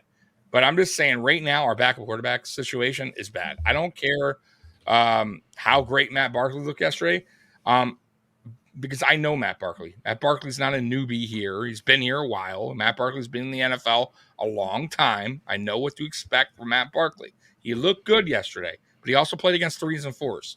Got to be real here. Now, if this is a competition, I want to see Matt Barkley next week against the 1s and 2s when Josh goes out. Let's see what he has there to offer. And if he beats out Kyle Allen, he does. I just think Kyle Allen is not good. I think if I think it's bad enough if this is an open competition for QB2. If Kyle Allen and Matt Barkley are battling out for QB2, I got to be real with you, because last year, even with Keenum, for as bad as Keenum was, Keenum won that job easily. There was no discussion, and now there's a discussion on who's going to be QB2. That's a problem, I think, in my opinion. Now, Mikey, I don't know what you think on this, but I don't like it. I really don't. I'll let Mike go, and then I'll follow. Yeah, up. go ahead. Yeah, go ahead, Mike. Yeah, so we kind of talked about this last night. I'm kind of with you, Tommy.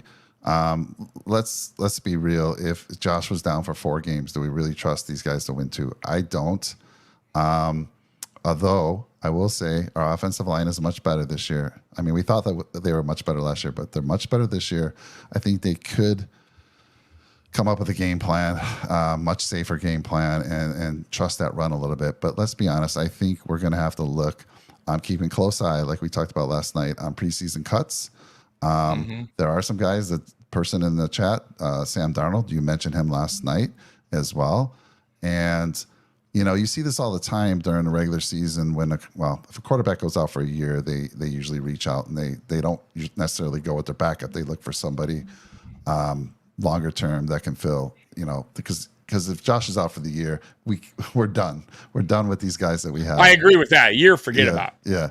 But for 4 games, I think I don't trust the guys we currently have. I don't think it's a controversy because, like you said, I think, Barkley played in the second half, Allen in the first. You know, he had a pick 6, but obviously that wasn't Allen's fault. No, it wasn't.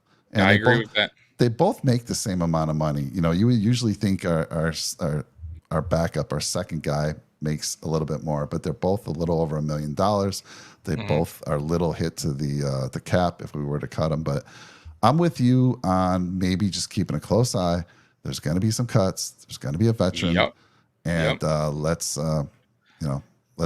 pick somebody up if it's there. I want to go over this list, Mikey, before you talk. So these are the backup quarterbacks projected in 2023, and I probably put about half of these guys I would take all day over what we got right now. And you can argue this, and I understand. Andy Dalton, yes. I know he's been in the league a long time, but he's also was a starter. I still think he could be a reliable backup. I would trust him. I said Hoyer. No, I didn't even mention Hoyer. I'm sorry. Davis Mills, I think would be a quality backup. Drew Lock will be a quality backup. Gardner Minshew, 100% a quality backup. Even Jameis Winston, yes, he's a turnover machine, but I would trust him more than what we got, in my opinion. Marcus Mariota, yes. Mike White, yes. Mitch Trubisky, yes. Sam Darnold, yes. PJ Walker, I would take over both of our guys. Taylor Heineke, yes, I would take him over. And Tyrod Taylor, maybe. That's a lot of guys. It's a handful of guys, Mikey. What do you think there? I think you guys are living in a fantasy world that we can afford any of these guys. So let's go through it. I'm just saying you want better quarterbacks. Yeah, go ahead. You get what you pay for. I agree with that. I'm not arguing with that. $6 million cap hit this year. Mitch Trubisky, $7.5 million cap hit this year. Okay. Andy Dalton, $5 million cap hit this year. Mike White, let me finish pulling him up. Yeah, he got paid, I think. Mike White, $5.2 million cap hit this year. We're paying our guys like league minimum. We don't have the cash for that type.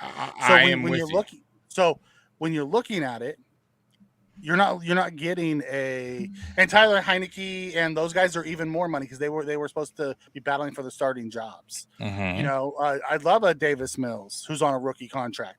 There's a reason why they won't get rid of him. I would love a Drew Lock who's on a rookie contract. You know, if we're going to get a quarterback of that caliber, it's going to have to be done in the draft. We don't have the funds to get a mid-tier backup quarterback. I agree with you in a sense, but that's not always how it goes. We can get lucky, and I get it. Getting lucky is getting lucky, right? Trubisky signed cheap when we got him last year. Or I'm sorry, the year before. At a $2 million, which was a great backup, and obviously didn't stick around because he got more, and I understand that. But there's going to be players cut, in my opinion. Quarterbacks cut, veterans cut. I don't think all these guys are going to make a team, a veteran out there. I'm just throwing that out there. I don't know who, and none of us do. But I still think Bean will probably look around because, listen, he did this when he got rid of AJ McCarron, right? When AJ McCarron was signed, he traded him. And I don't think that was what he was going for when he got AJ McCarron. Now, mind you, still didn't get any good backup, but he wound up finding Barkley later on. I believe that was 2019 is when he got Barkley on the squad. So there's going to be a guy out there too I would feel comfortable with probably. Now, I don't know who yet. And if there isn't any, then it is what it is. I'm still not comfortable with the situation we're in. I'm just throwing that out there. I will tell you, you also have to remember whatever quarterback's coming in here doesn't know the system and has to learn the system. I agree with that too. But everything you're hearing from McDermott and Dorsey and you even Barkley talked about it in his presser after the game about Kyle Allen. Barkley's been here for 5 years. He knows the system. So it's a lot easier for him. This system isn't an easy thing to pick up. Hence, we brought in Anani Hines last year and he couldn't figure out the playbook. Right, I agree with that, but I will talking say about picking up one of these free agents who have never run our offense, and you're just going to supplant the guys who have been here for months, 4 years. Okay, that's if one. Let's mark back up. That's if he has to play week whenever, right? You don't know if Allen goes down what week, if he does ever. One, by that time, you would hope your backup would learn the system on week 8, week 5, week 7. Whatever the case may be, I'm just throwing that out there by now, right? Because there's been plenty of backups that go to a team midway during a season because they have no choice to pick up this guy, and he does okay. Not every quarterback takes a while to adjust to a team. That's one. Two, Kyle Allen, and I understand what Barkley's saying, a lot of that stuff yesterday was on him. Had nothing to do with the system. He wasn't going through his reads right. He was a little antsy on his feet. He threw some terrible passes in coverage when he shouldn't have. That's not, I don't think, play calling. That's more him getting a little antsy back there in the pocket and making poor decisions. Now, I will say there were some bright spots for Kyle Allen. I thought he came on a little bit towards the second quarter. I thought he made some good throws. I think he has a way better arm than Barkley, in my opinion. I think he can get out of the pocket way better. So there's good and bad with Kyle Allen. Okay. So I want to go back to what you said about bringing a guy and not needing him to play week 1. Are you going to carry 3 quarterbacks? Because then you're losing somebody else off the roster. I would cut Kyle Allen and bring in a guy who doesn't know our system. Absolutely. Josh Allen. Because you still have absolutely. That's a huge no. Absolutely, and I'll tell you why. Absolutely, because I'll tell you why. Brother. No, absolutely. I'll tell you why. Because you still got Matt Barkley on the team, and Matt Barkley's not on the team. You could have Matt Barkley on the team. You don't cut Matt Barkley. Oh, you're going to carry 3 quarterbacks? I believe you can. I believe you can for the beginning. I think you put Barkley on the practice squad. No one's picking up Barkley. Okay. And I think you can. I think you eventually have that quarterback come from. I want to touch that. You said put Barkley on the practice squad. Yeah. If he's on the practice squad and you have a backup who doesn't know your playbook as the backup on game day, Barkley can't be that guy. I understand. Yeah, I get that. But that happens a lot. But listen, that happens a lot in the NFL, Mikey. Being McDermott, never going to happen, brother. I don't think so either. I'm not fighting with you there. I agree. I am not debating that it's going to happen. Allen is as bad as the Bills Mafia is making him out to be. He's bad. He's bad. From what I've seen in camp, Mikey. He had 2 bad drops that killed drives, dude. I agree. I never said the interception was his fault. No, I'm not even talking about the interception. Okay, but the rest of the stuff, I've said I thought he had some good throws, but I also thought he did some really boneheaded passes, some bad decisions with this getting out of the pocket. Go watch Sam Darnold's preseason game yesterday. It's not any better than Kyle Allen's. There were some backups that looked pretty decent. I'm not going to lie. But against third and fourth teams, a lot of guys look super good against that. My point. That's my point about Barkley. White Town Team comes in. Thank you for the super chat, brother. We appreciate it. We'll have to carry 3. Yeah, that's not going to happen. I agree with that too. Carry 3 quarters. No, yeah. No, well, not only that, but with the depth that we have, if we carry 3 quarterbacks, we're taking a roster spot from somebody. It's not, No, I agree. I get what you're saying, Tommy. I do. Would I like to have a better backup quarterback? Yes. But Kyle Allen wasn't as bad as everyone's making him out to be.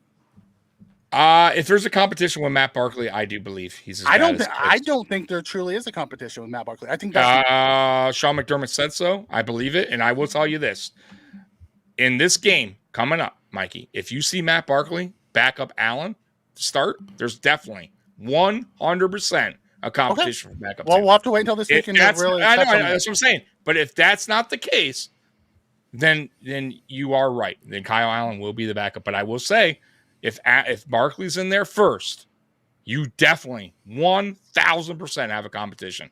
Okay. Because there's no reason why he would do that. Correct? If Barkley's in there after Allen. Okay. No, I do agree with that. Okay. I have an easy answer for you guys. You know who I'm reaching out to?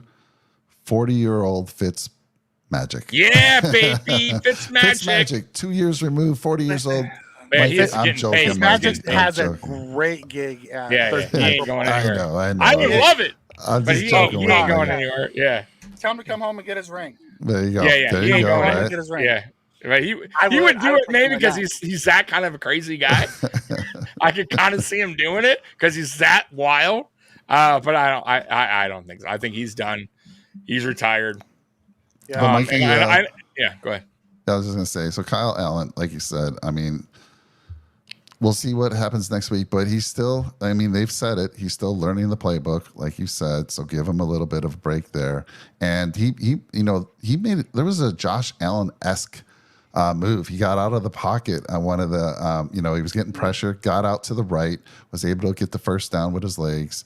And so, again, if none of these other things can happen, Mikey, I'm not ready to just, Allen, give him a little more time with the number ones. Because when they're in camp and all that, how many reps is he really getting with the number one? Not many. So now he'll have a chance. He'll get a chance in these next 2 preseason games. And as long as we can see improvement, gradual improvement, heck, we're going against the Steelers next week. And if we go against those number ones, well, that's going to be Allen in there. Supposedly, we're going to see Josh Allen. But, we'll see what he does in the next 2 weeks, and then I'll feel a little bit more comfortable. I didn't have it as an ugly. I had him as a question mark bad. I had him as a question mark. I didn't have him as bad. I just had him as a player. I had a big question mark there. Red, White, and Bills comes in and says you can carry 3 quarterbacks on game day and doesn't count as a roster spot. You're right, but he has to be on your 53-man roster. He's just not. He's no longer a game day inactive. You can't have a guy on your practice squad and call him up. Correct. Yeah, I don't see that happening anyway. So and no one's carrying 3 quarterbacks anymore. But guys, let's just hope we never see the backup quarterback. It just doesn't happen. Josh has the longest starting streak in football right now. So yeah, let's just hope we never have to see these guys unless we're totally blowing out a team and fine. Barkley could come in and do some handoffs, but I don't want to see either one. I wouldn't want to see anyone, even if it's the greatest backup quarterback in the NFL. I want Josh to be on the field, plain and simple. But you still have to have somewhat of a reliable backup quarterback. I just don't know if the Bills have that. And I know Barkley is a Bills Mafia favorite.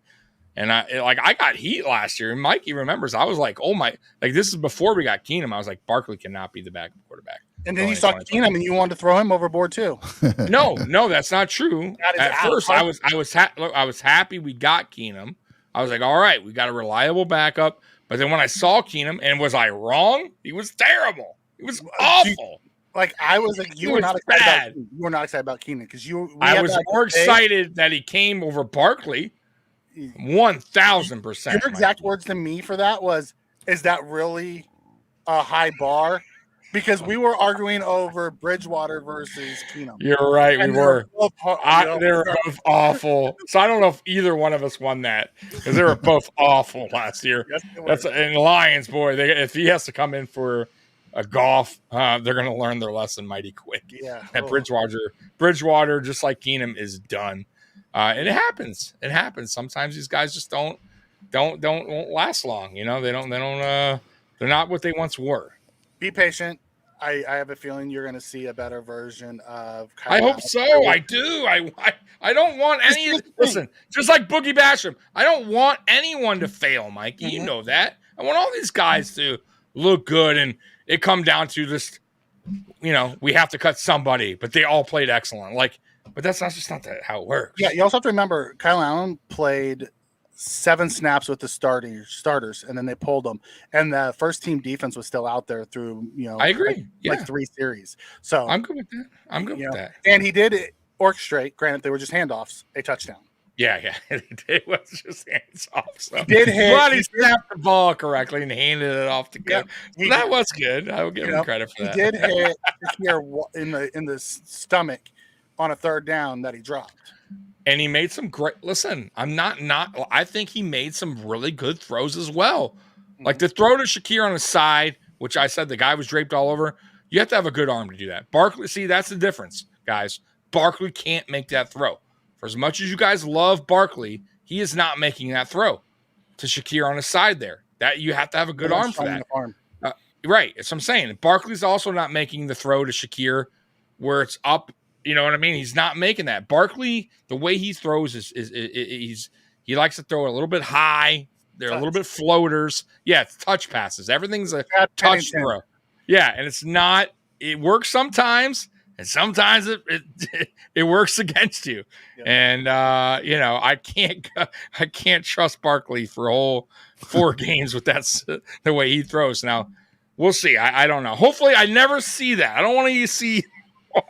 You're gonna see Kyle Allen, because I have a feeling Kyle Allen's gonna be QB2. You're gonna see Kyle Allen engineering mop-up duty when Josh is pulled in the I'm good with that. I'm good with it. Mop-up duty, fine. Kyle Allen's job isn't to be super good. Kyle Allen's job is to get Josh Allen ready. And there's nobody better than one of his best friends to help him get ready.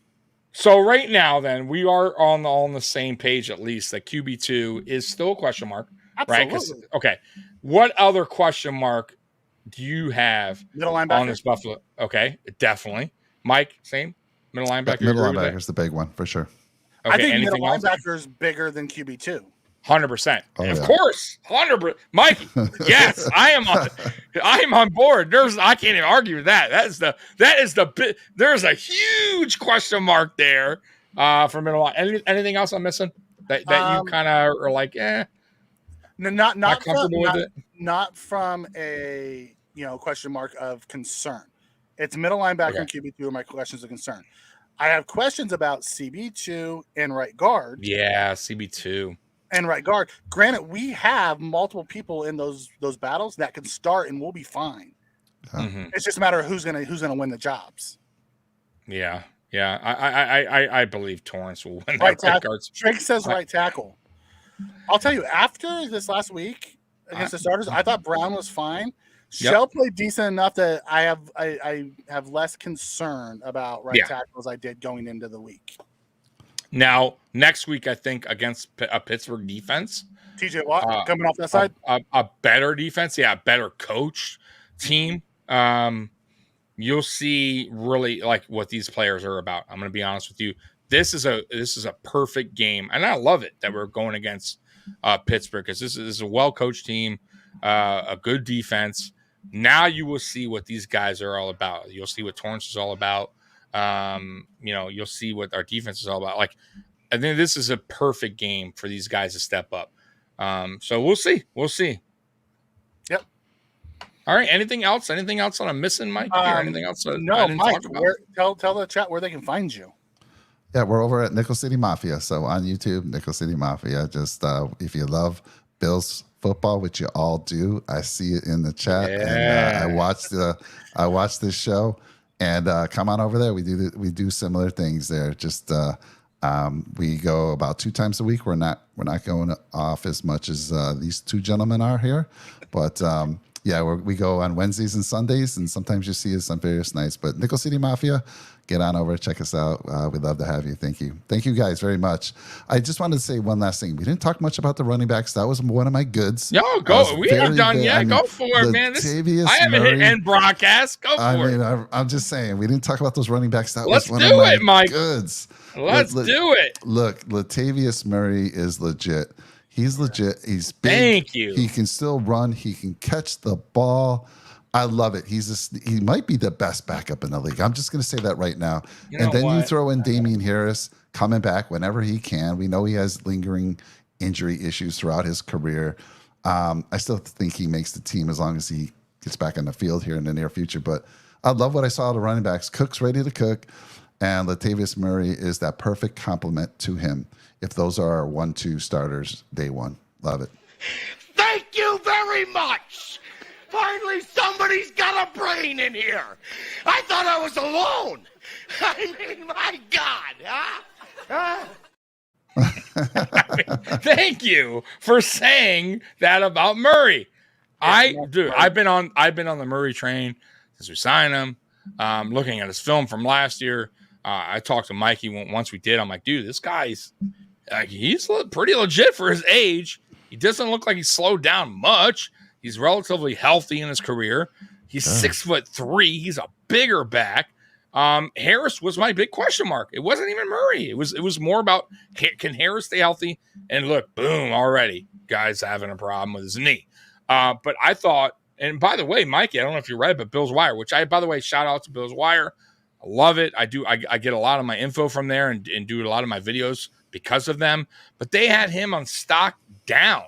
Very surprising that they had Murray at stock down. They didn't like his running. Murray stock down. There was the one guy I disagreed with on their list because they had stock up, stock down. I'm like, Murray they had down because they didn't feel like he ran particularly well. I thought he ran fine.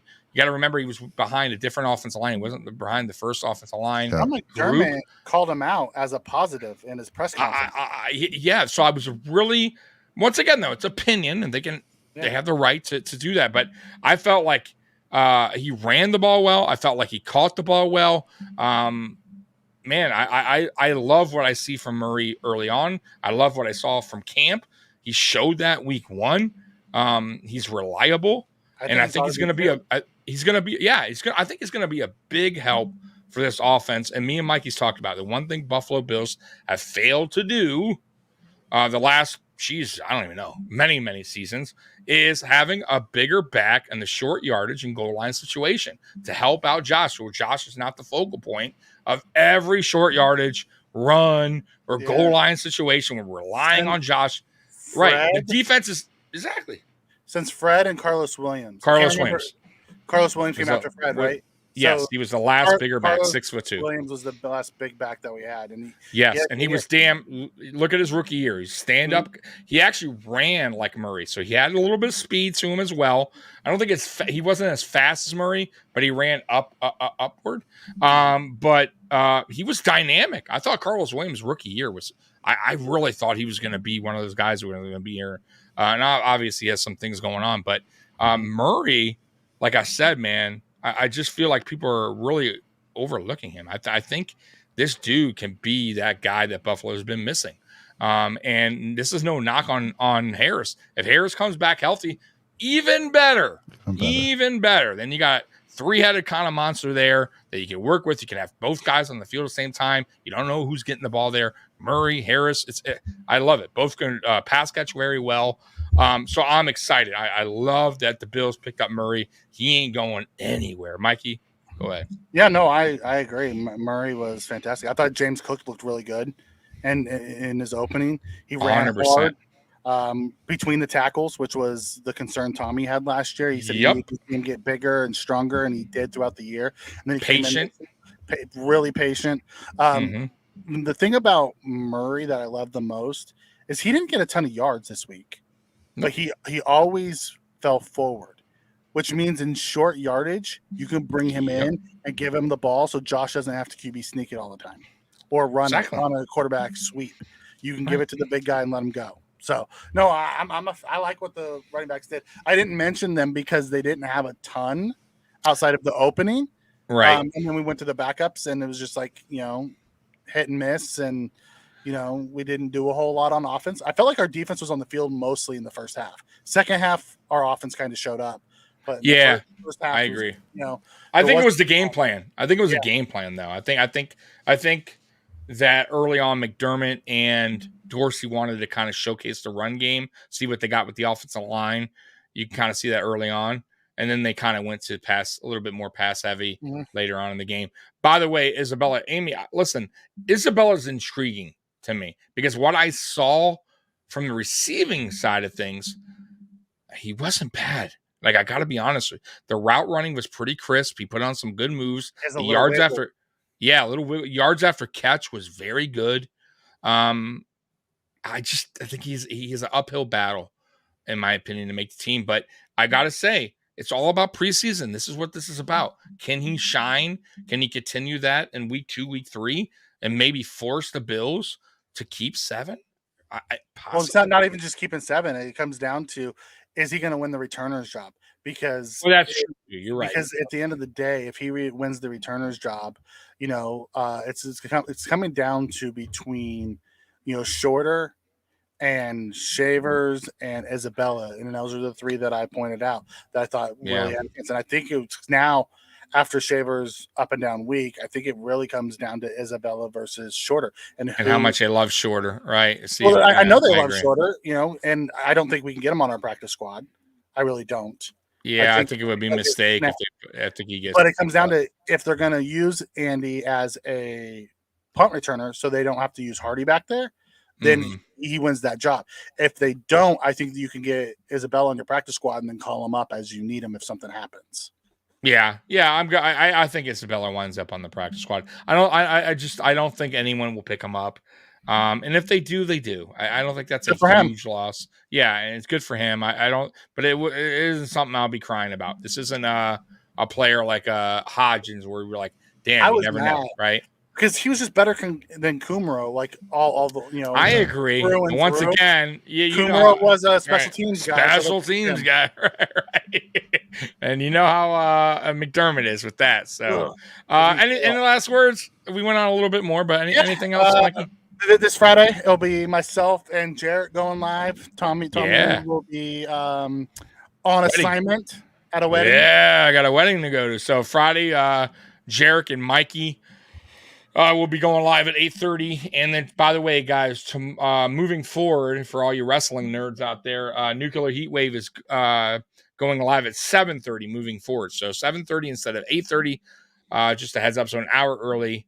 And then also very soon is Mafia Means Family podcast. That's going to start up, I believe, September 2nd, I believe. And then also AFCE Shakedown starting, I think, 4th or something like that. So I'll give you the dates on that, but that's starting up soon. So we got a lot going on here on this channel. And then Mike, one more time, where can they find you? Yeah, Nickel City Mafia. We have fantasy football kicking off tomorrow night. So if you're fantasy football, we have 2 of the best guys out there that talk fantasy football, that take your questions live. We do a little golf, but it's kind of, the end of the golf season. But mostly, we're all about the Bills. So come on over and join us. Nickel City Mafia. And thank you. Thank you guys again. Thank you for coming. Wanted to thank Mike for joining us tonight and spending 2 hours with us. Yeah, long show. And Mike, hit me up. Let me know. We'll talk a little fantasy football. Awesome. That's right up my alley. Love it. All right, Bills Mafia, we love you. And as always, go Bills. Go Bills. We're out of here. Peace.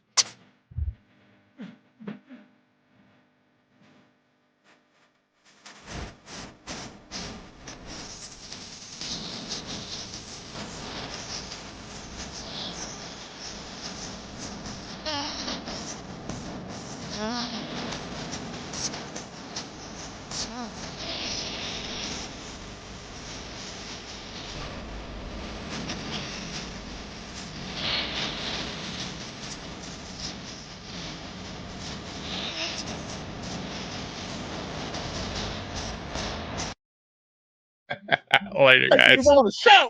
Awesome.